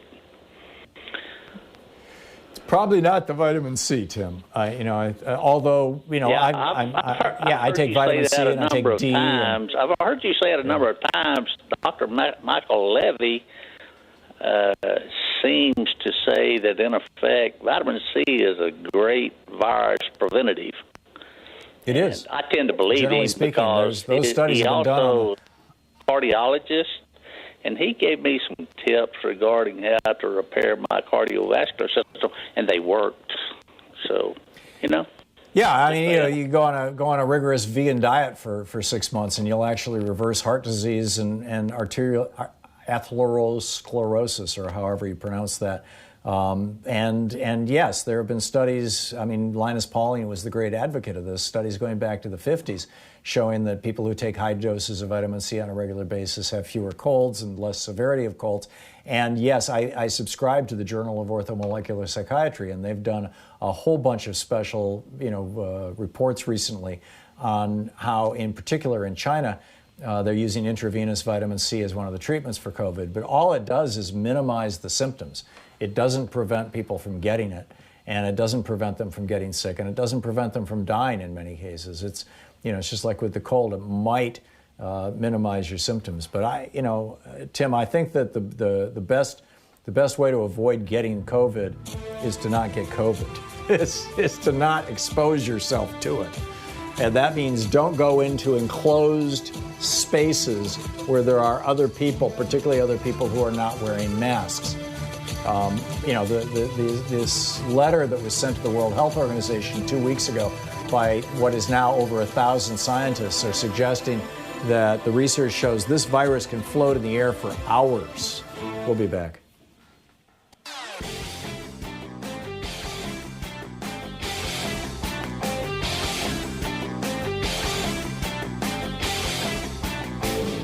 Hey, we're putting together a series of American history books.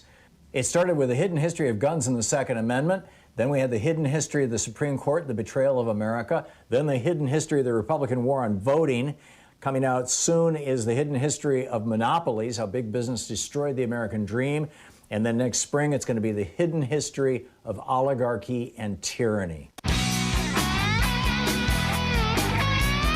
Welcome back. 10 minutes before the hour. Thom Hartmann here with you. Paula in Redding, California. Hey, Paula, what's on your mind today? Oh, hi. Well, I'm a 30-year retired teacher with a master's in school administration, and I'm in touch with teachers and some administrators across this whole large county. There's an issue that nobody is speaking to, which is that many special education students and many regular education students are medically fragile. And people I talk to say that it's just not being addressed. They're giving the brush off by administrators, and questions like how do you keep masks on autistic children and Down syndrome children are particularly medically fragile. And it's as if they're just considered that they will be collateral damage. And it really bothers me. I'd like to see a public conversation about how we're going to make sure that these kids are not put at risk. Well, Paula, we didn't have here in Trumpistan, we did not have a public conversation about elderly people being exposed to this back in February when we knew that the death rate, the older a person was, the higher the probability of dying. We never had that conversation. In March, we didn't have any kind of a reasonable conversation about, how the virus spreads and things like masks that were already common knowledge in Asia. Where they've been through this before. They were common knowledge here among scientists. We learned this from SARS back in, 2001, 2003, whatever year SARS was. So I don't think, as long as we're being run as Trumpistan rather than the United States of America, I don't think that you're going to see those conversations.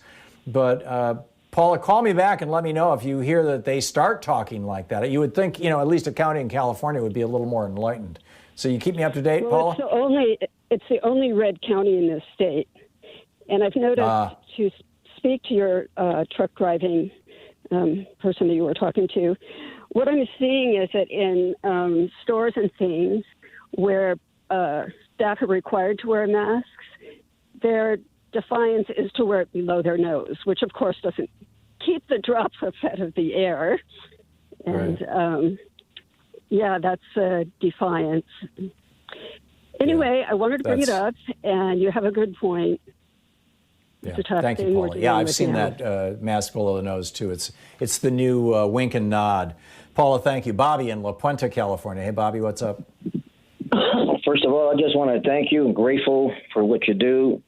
About the mask, because personally, it hit one of my friends, 12-stepper, and I stay in touch with him. Apparently on the 4th of July, which I don't like that holiday. Anyway, he's safe, progressive Democrat, but you can't control the rest of his family. Anyway, knowingly, I guess a couple of his stepdaughters, brought a guest. They was sick, coughing. They didn't respect him. I says, Bill, did he wear masks? No. So that evening he got sick. So I called. He's sick. Did you go to emergency? No. You knucklehead. That's how I talked to him because I love the guy. So he waited. And yes, I didn't hear from him until yesterday. He said he had it. I said, how you doing? Well, he had the virus. Stay in hunker. What about the folks, the ones that brought in the virus? Are they going to be traced? To me, that's wrong. If I had the power, Tom, boy, I'd shake them up, but I don't. And well, that's what other countries that have this under control are doing. I'm sorry, go ahead. What? Oh, yeah, excuse me. One of the daughters in denial, both deniers, right? Okay, now she's scared because the wife, the mother, got sick. So there's a saying, people won't listen. I heard this saying, keep fleecing the people like this government, false government. Keep fleecing them, but don't cut them, because when you cut them, they'll bleed. Just like Bill's stepdaughter. Now she's bleeding. She's awake. Maybe that's what it takes. But again, thank you. And I'm like you. Since March, I had the virus. In March, I didn't know until months later they told me. But thank the Creator, I never had any fever, but never been sick with the flu as an adult. So thank you. I'm serious. People listen to Tom. Support the station. Me and my wife are grateful. Okay. Thank you, Bobby. Bobby, I got to run, but thank you very much for your kind words, and I'm sorry to hear about your friend. Edward in Columbus, Ohio. You got the last minute, Edward. What's up? Okay, Tom. I want to talk about how this guy has the highest death rate, the highest infection rate in the world. And he struts around talking about what a great job he's doing, patting himself on the back for this and patting himself on the back for that. When are we going to expose this guy for being the fake president? He needs to be named the fake president. I think well over half of America has figured this out. I mean, they're talking about a red state holocaust, politically speaking here, that even in the red states, Republicans are going down in flames. One of the things that I really want to do, Edward, is get a rational Republican on, maybe David Frum or somebody like him, and just ask them, how do you reinvent the Republican Party after this? I mean, because it's going to have to be rebooted from scratch. This guy hasn't just destroyed America, presumably on behalf of foreign oligarchs. He's destroyed a political party that has a great tradition. That's all gone. Those guys, the guys that we knew, the old Republicans, they're all gone. We can't. Oh yeah, that. Yeah. Most of them are dead. I mean, my dad, he's dead. I get called out on TV as the fake president.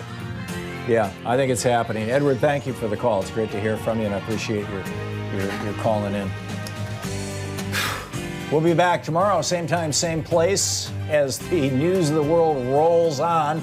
In the meantime, don't forget, democracy is not an accident. It's not just like, it's not like the rain. It doesn't just come. You got to make it happen, which means getting involved. Tag You're It. And tell your friends how to find good progressive media. There's a lot of it out there. Spread the word. We need evangelists. We'll see you tomorrow. Have a great afternoon. Be good. You've been listening to Thom Hartmann. For audio and video archives, visit thomhartmann.com.